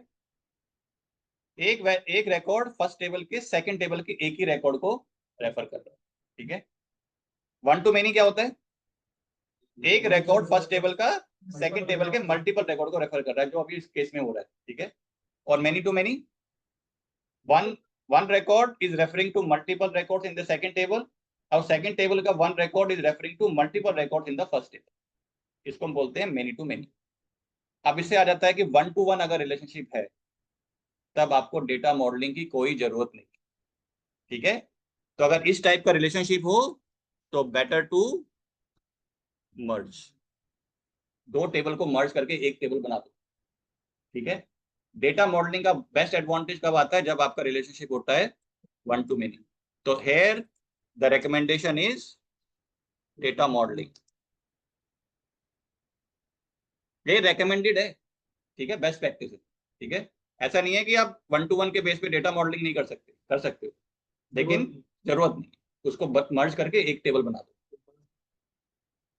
नहीं, वन टू वन है ना, वन टू वन अगर हाँ, वन टू मेनी के मैंने क्या बोल रहा है, डेटा मॉडलिंग इज रिकमेंडेड, ठीक है। But if in case we do merge then जो ब्लैंक सेल होगी वो या तो इधर it will be blank, merge होने का, मर्ज काफी चांसेस उसमें आपके रिकॉर्ड्स ऐड हो जाएंगे, राइट। तो इस तरह से वो करेगा मर्ज, क्योंकि मल्टीपल, उसको वहां पे मल्टीपल वैल्यूज मिलेंगी, है ना, और यहाँ पे एक ही वैल्यू मिलेगी, तो उसको कैसे रिप्रेजेंट करेगा मल्टीपल वैल्यूज को। वो भी डिपेंड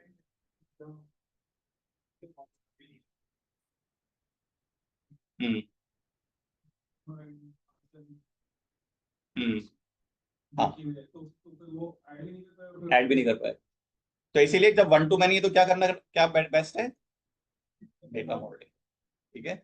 और this is the most ideal way to work where you have one to many, आपको डेटा मॉडलिंग के थ्रू काम होता है। मेनी टू मैनी क्या होता है, this type of relationship is least recommended, ठीक है, दिस इज लीस्ट रिकमेंडेड, क्योंकि ये एम्बिगुअस रिलेशनशिप है, तो कैसे एग्रीगेशन होगा, we are not very sure, ठीक है। तो इस चीज को अगर कोशिश करो तो अवॉइड करना है, best is one to many, और वन टू वन है तो मर्ज कर दो, ठीक है। तो ये थोड़ी बेस्ट प्रैक्टिसेस हैं, ठीक है। Sir many okay, to many का एग्जांपल है कोई कि मेनी टू मेनी कैसे होता है? इसका जैसे वन टू मेनी तो आपने बताया, many to many many to many मान लीजिए multi sales order, sales table है, ठीक है, उसके अंदर मल्टीपल सेल्स कस्टमर आईडीज है, लेट्स राइट। एक एग्जांपल मेरे पास है नहीं कुछ इस टाइम मेनी टू मेनी का, क्योंकि मैं अवॉइड करता हूँ। लेट्स से कोई टेबल है सेल, जिसमें सेल्स की डिटेल और सेल्स ऑर्डर की डिटेल है, इस टाइप से। और आईडी कस्टमर आईडी दो, हाँ, इस टाइप से कुछ हो सकता है, इस टेबल का एक तो जो यूनिक वैल्यू होगी जो कि मल्टीपल वैल्यूज दोनों टेबल में रिपीटेड है। मतलब सर वो सेम चीज कैसे कर सकता है, टेबल कभी ऐसे कस्टमर हाँ, आईडी यहाँ पर है, मतलब सेम पावर है, हम्म ठीक है, मल्टीपल सेल्स का एक कस्टमर आईडी दिखा देता है, बट मल्टीपल कस्टमर सेल्स का एग्जांपल नहीं है, और किसी सिनेरियो में ऐसा डेटा बनाया किसी ने, है ना, तो वो हाँ, तो इसीलिए इसको हम हाँ करेक्ट। तो मैं बोल रहा हूँ कि डेटा कुछ ऐसा बन सकता है कभी कि जहाँ पे इस टाइप का रिलेशनशिप बने, तो हमें क्या ऐसा को अवॉइड करना है। तो कैसे दिखेगा, फॉर एग्जाम्पल अगर मैं कस्ट आईडी को कस्ट आईडी के ऊपर डाल रहा हूँ, तो डायग्राम को देख के आप पता लगा सकते हो कि क्या रिलेशनशिप है, वन टू मेनी। दोनों तरफ वन लिखा होगा तो, दोनों तरफ स्टार होगा तो। एक और चीज मैं बताना आपको, राइट क्लिक करते हैं प्रॉपर्टीज, एक और चीज देख रहे हो, क्रॉस फिल्टर डायरेक्शन सिंगल, ये क्या चीज है, यहाँ पे दो ऑप्शन है, सिंगल और ये क्या चीज है,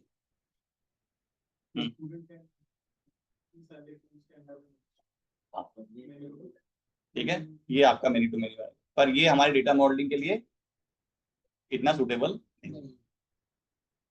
डेटा ऐसे बनाना है कि वन टू मेनी बने। क्रॉस फिल्टर डायरेक्शन क्या बोल रहे हैं, क्या होता है, सिंगल एंड बोथ।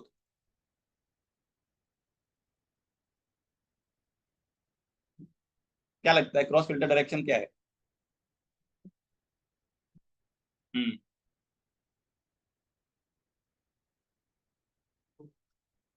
अब देखो एरो दिख रहा है यहाँ पे, एरो एरो एक ही तरफ पॉइंटेड है, ठीक है। अगर मैं इसको बोथ कर देता हूं, ये दोनों तरफ एरो पॉइंटेड है, तो ये बोथ है, नहीं, इसका मतलब different, let's try to understand. For example अगर मैं क्रॉस फिल्टर सिंगल का मतलब ये है कि I can use dim customer table to filter the data available in fact sales table, but not the other way around. Filtering का मतलब क्या है, मैंने चार्ट बनाया सेल्स बाय जेंडर, तो मैंने किसको फिल्टर किया, किस कॉलम को फिल्टर किया, सेल्स को। सेल्स को मैंने तोड़ा किसके बेसिस पे, जेंडर के बेसिस। तो फिल्टरिंग किसको करा है, डेटा को फिल्टर करेंगे ना। तो सेल्स को मैंने फिल्टर किया है किसके बेसिस पे, सेल्स कॉलम कहां पर है, फैक्ट सेल्स में, और जेंडर का है डिम कस्टमर में। तो मैंने फैक्ट सेल्स को फिल्टर किया किसके बेसिस पे, डिम कस्टमर के बेसिस, ठीक है। तो इसका मतलब ये सिंगल मतलब कि सिंगल पॉइंटेड एरो किस तरह पॉइंटेड है, ऐसे पॉइंटेड है, राइट, फैक्ट सेल्स की तरह पॉइंटेड है। मतलब I can do the filtering of the fact sales, fact sales को मैं फिल्टर कर सकता हूँ किसके बेसिस पे, डिम कस्टमर के बेसिस। तो filtering is possible in this direction. क्यों ऐसा पॉसिबल है? क्योंकि सारे नंबर मेरे कहां पर हैं, मोस्टली सारे नंबर्स मेरे फैक्ट सेल्स में है, क्वांटिटी, सेल्स अमाउंट एटसेट्रा, क्योंकि नंबर्स को ही तो आप फिल्टर करते हो, नंबर को ही तो ब्रेक डाउन करते हो, करेक्ट। तो इसीलिए इसका मैंने क्या रखा, सिंगल, क्योंकि सारे नंबर्स मेरे पास, सारे केपीआईज कहाँ है, फैक्ट सेल्स में। पर मान लीजिए सिचुएशन ऐसी होती कि मेरी फर्स्ट टेबल में भी मिक्स ऑफ कॉलम्स होते, कुछ नंबर्स वाले होते, कुछ क्वालिटेटिव होते, कुछ क्वांटिटेटिव होते, और सेकंड टेबल में भी कुछ कॉलम क्वालिटेटिव हैं, कुछ क्वांटिटेटिव हैं। तो उस टाइम मुझे क्या रखना चाहिए था, बोथ, क्योंकि मुझे दोनों तरफ फिल्टरिंग करने की जरूरत पड़ सकती है। लेकिन इस केस में एक ही कॉलम में सारे क्वालिटेटिव डेटा है, एक टेबल में सिर्फ क्वांटिटेटिव डेटा है, तो फिल्टरिंग में क्वांटिटेटिव को ही करूंगा हमेशा। तो सिंगल डायरेक्शन का मतलब ये है कि filtering is possible only in one direction. Both का मतलब है कि filtering is possible in both direction. अगर ये बोथ होता तो I can use dim customer to filter the data fact sales, I can use fact sales to filter the data available in the dim customer. तो single कब करना चाहिए, both कब करना चाहिए, सिंगल कब रखना है, नहीं, सिंगल में तब रखना है when one table has all quantitative and second has only qualitative. लेकिन दोनों टेबल में मिक्स है, तब क्या रखना है, both, when both tables have a mix of both qualitative and quantitative data, qualitative।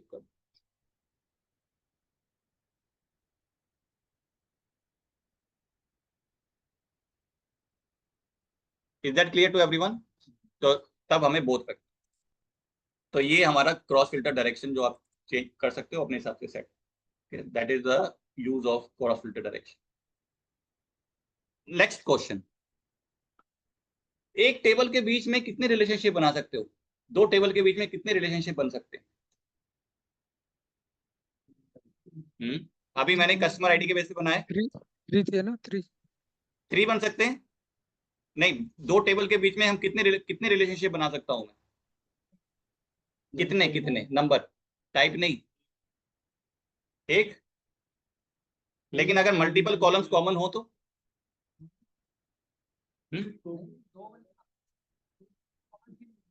क्या मैं, अगर मान लीजिए डिम कस्टमर फैक्शन में अभी एक ही कॉमन कॉलम है कस्ट आईडी, तो मतलब मान लीजिए मल्टीपल कॉलम्स कॉमन होते तो, क्योंकि बार बार मैं डेटा यूज बनाना नहीं चाहता इसलिए बना सकता हूँ। तो मल्टीपल कॉलम्स अगर कॉमन होते तो क्या मैं मल्टीपल रिलेशनशिप बना सकता हूँ दो टेबल के बीच में? बनाने की जरूरत पड़ती है। जैसे कि बैंक्स में क्या होता है कि एक कस्टमर आईडी है, अब लेट्स से मैं एग्जांपल देता हूँ। मैंने एक टेबल बनाई जिसका नाम है सेटिस्फेक्शन, ठीक है। 1 का मतलब है लो, 2 का मतलब है मीडियम, और 3 का मतलब है हाई, ठीक है। अब इस सेटिस्फेक्शन टेबल के को मैं कहीं भी यूज कर सकता हूँ, वर्क लाइफ बैलेंस में यूज कर सकता हूँ। 1 मतलब वर्क लाइफ बैलेंस लो है, 3 मतलब हाई है। तो इसी टेबल को मैं जॉब सेटिस्फेक्शन के लिए यूज कर सकता हूँ। 1 का मतलब लो है, 3 का मतलब हाई है ना। यानी कि एक ही टेबल में मेरे पास एक कॉलम है वर्क लाइफ बैलेंस, अगला कॉलम है जॉब सेटिस्फेक्शन, ठीक है। तो एक और कॉलम है और वर्क सेटिस्फेक्शन कहाँ सकता है, let's say satisfaction with the manager, correct. उसमें भी 1 2 3 आ सकता है। टेबल मेरी एक ही है जहां पे वैल्यू है लो मीडियम हाई, तो मैं मैनेजर के सेटिस्फेक्शन यूज कर मैनेजर में भी उसी टेबल को यूज कर सकता हूँ। Is that clear? क्योंकि वैल्यू वहां पे भी लो मीडियम हाई है। कहने का क्या मतलब है कि you can build multiple relationships between tables, ठीक है, लेकिन एक बार में एक ही रिलेशनशिप एक्टिव हो सकता है, ठीक है, बाकी दो रिलेशनशिप आपके इनएक्टिव रहेंगे, पर रिलेशनशिप फिर भी आप बना सकते हैं। Is that clear to everyone? थोड़ा ये एडवांस कॉन्सेप्ट आ गया। तो you can build as many relationship as you want between tables, but one relationship will be active only at a time. बाकी के रिलेशनशिप क्या हो जाएंगे? इनएक्टिव हो जाएंगे। यूज कब आएगा? Very good question. तो यूज कब आएगा? मैंने अभी एग्जांपल दिखाया था कि मैंने सेटिस्फैक्शन टेबल को अलग अलग कॉलम के लिए साथ रेफर कर दिया, जॉब सेटिस्फैक्शन के साथ कनेक्ट कर दिया, वर्क लाइफ बैलेंस के साथ कनेक्ट कर दिया, सेटिस्फैक्शन विद मैनेजर के साथ कनेक्ट कर दिया, ठीक है। तो मैं एक उसी टेबल को चार्ट बनाने के लिए यूज कर सकता हूँ। अगर मुझे चार्ट बनाना है satisfaction with respect to manager, उसी टेबल को यूज करूंगा। एक रिलेशन बना के भी तो चार्ट बना सकते हैं ना। हाँ, वैसे भी कर सकते हो, लेकिन इससे मेरा फायदा क्या हो रहा है कि मुझे अलग अलग कॉलम बनाने की जरूरत नहीं पड़ रही, ठीक है। एक ही टेबल को मैं अलग अलग कॉलम के साथ कनेक्ट कर सकता हूँ, ठीक है। हाँ, अब क्वेश्चन आ जाता है कि जब एक ही एक्टिव है तो बाकी रिलेशनशिप को कैसे यूज करोगे, ठीक है। तो बाकी रिलेशनशिप को यूज करने के लिए हमारे पास एक डैक्स फंक्शन होता है जिसका नाम होता है यूज रिलेशनशिप, ठीक है। तो अगर आपको इनएक्टिव रिलेशनशिप को यूज करना है अपनी कैलकुलेशन में, तो आप फंक्शन के थ्रू कर सकते हो जिसका नाम है यूज रिलेशनशिप, ठीक है। वो हम आगे पढ़ेंगे कि डैक्स फंक्शंस क्या होते हैं। जैसे एक्सेल में फंक्शंस होते हैं, यहाँ पे भी फंक्शंस होते हैं। But using use relationship you can use any relationship which you have created between tables. कहने का मतलब है कि मल्टीपल रिलेशनशिप्स भी हो सकते हैं between two tables. Is that clear to everyone? तो ये मैंने यहाँ पे बनाया। वन लास्ट पॉइंट, आपने एक चीज नोटिस करी होगी, मैंने अपनी टेबल का क्या नाम रखा है? कस्टमर टेबल को मैंने डिम वर्ड के साथ एड्रेस कर रहा हूँ और सेल्स टेबल को फैक्ट वर्ड के साथ एड्रेस कर रहा हूँ। क्या ये रैंडम है? नहीं, ये भी। तो जनरली जब हम डेटा मॉडलिंग में काम करते हैं तो वहां पे हम कुछ नॉमेनक्लेचर फॉलो करते हैं, ठीक है। तो टेबल्स की भी कैटेगरीज होती हैं,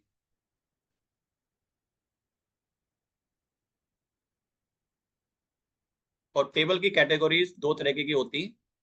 फर्स्ट कैटेगरी को हम बोलते हैं डिम टेबल्स और सेकंड टेबल्स को हम बोलते हैं फैक्ट टेबल्स। डिम टेबल्स वो होती हैं जिनके अंदर क्वालिटेटिव डेटा होता है।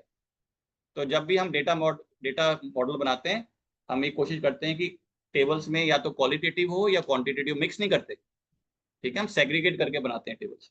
तो dim tables have what type of data?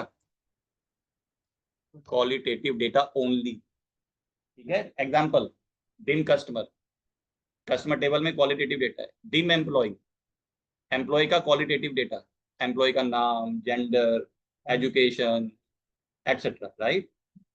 फिर डिम कस्टमर हो गया, डिम एम्प्लॉय का। डिम स्टोर, डिम स्टोर में क्या होगा? स्टोर की क्वालिटेटिव इंफॉर्मेशन, स्टोर का नाम, स्टोर का एड्रेस, स्टोर की सिटी, स्टोर का कंट्री, ये क्या हो गया? Dim store. डिम ज्योग्राफी, मतलब कहाँ कहाँ कंपनी के ऑपरेशंस हैं, कंट्री का नाम, सिटी, स्टेट, एक्सेट्रा, वो सब कैसा है? Qualitative data. तो dim customer, dim employee, dim store, dim geography, ये सारे कैसे हैं? क्वालिटेटिव डेटा है। फैक्ट, फैक्ट टेबल्स में क्या होता है? सिर्फ क्वांटिटेटिव डेटा होगा, ठीक है। तो क्वांटिटेटिव फैक्ट टेबल्स के एग्जांपल क्या है? फैक्ट सेल्स, जिसके अंदर क्या है? सेल्स ट्रांजैक्शन का डेटा। फैक्ट, फैक्ट इन्वेंटोरी, यानी इन्वेंटोरी का क्वांटिटेटिव डेटा, मतलब स्टॉक कितना है, ठीक है, सेफ्टी स्टॉक कितना है, प्रोडक्ट आईडी, राइट। तो इन्वेंटरी से रिलेटेड सारा क्वांटिटेटिव डेटा किस टेबल के अंदर होगा? फैक्ट इन्वेंटरी, ठीक है। तो ये हम नॉमिनेट, तो जनरली हम ऐसा क्यों करते हैं? तो हमारे पास क्वालिटी डेटा को हम डिम टेबल में रखेंगे और क्वांटिटी डेटा को फैक्ट टेबल में रखेंगे, and then we will create a relationship जिसमें सेंटर में क्या होगी? फैक्ट टेबल होगी और इसके चारों तरफ डिम टेबल्स होंगी, ठीक है। फॉर एग्जाम्पल कैसा डायग्राम बनेगा? सेंटर में एक फैक्ट टेबल होगी, ठीक है, और ये चारों तरफ इसके क्या होंगी, डिम टेबल्स। तो डिम 1, तो ये डिम, ये डिम, डिम। तो इस तरह से आपका डेटा मॉडल बनता है। ठीक है, ये सिंगल फैक्ट टेबल सेंटर में होती है, उसके चारों तरफ क्या होती है, डिम टेबल्स। हाँ, तो कनेक्शन किसके बेसिस पे होगा, तो फैक्ट टेबल, तो यानी कि जनरली और टेक्निकल लैंग्वेज में जाऊं तो एक टेबल की प्राइमरी की यूज करोगे और दूसरी टेबल की फॉरेन की यूज करोगे, अगर आपने एसक्यूएल कर दिया है। तो कहने का मतलब है फैक्ट टेबल में कितनी फॉरेन कीज होंगी, मल्टीपल फॉरेन कीज होंगी। ठीक है, तो ये डायग्राम कैसा लग रहा है अब आपको, इस डायग्राम को हम बोलते हैं स्टार स्कीमा। स्टार स्कीमा जिसमें सेंटर में एक फैक्ट टेबल होती है, उसके चारों तरफ डिम टेबल्स होती हैं, और हम उन टेबल्स को किसके बेसिस पे कनेक्ट करते हैं। अब कॉमन वर्ड नहीं, कॉमन कॉलम हम वर्ड नहीं यूज करेंगे, क्योंकि वो समझाने के लिए मैंने बोला था।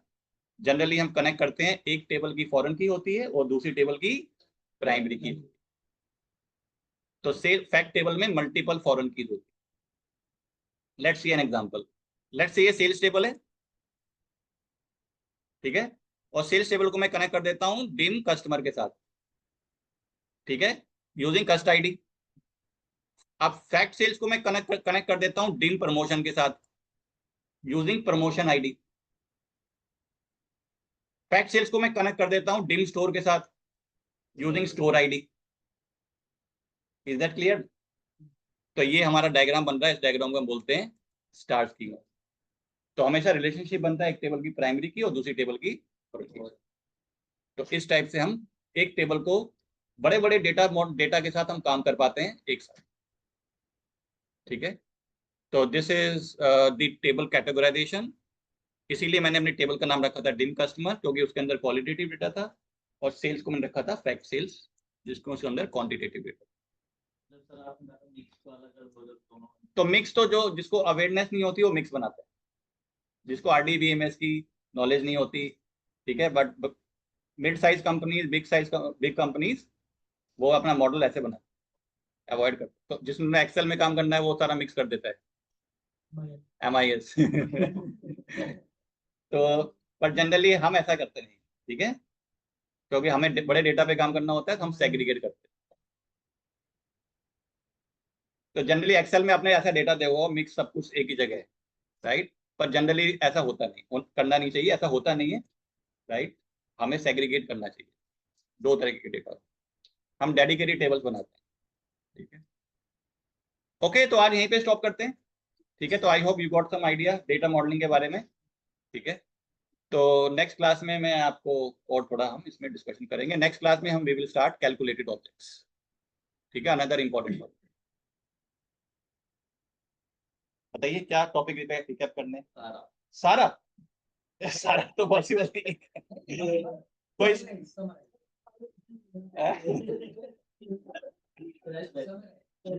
अभी एक और बैच स्टार्ट होगा, उसमें आ जाना, बैच पूरा समराइज हो गया। रिकॉर्डिंग देख लेना आप।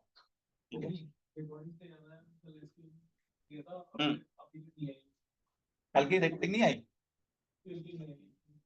अच्छा चेक करता हूँ मैंने तो उसी वक्त इनको बता दिया था। इनसे बात करो sir. Okay, thank you very much everyone, bye bye, bye bye.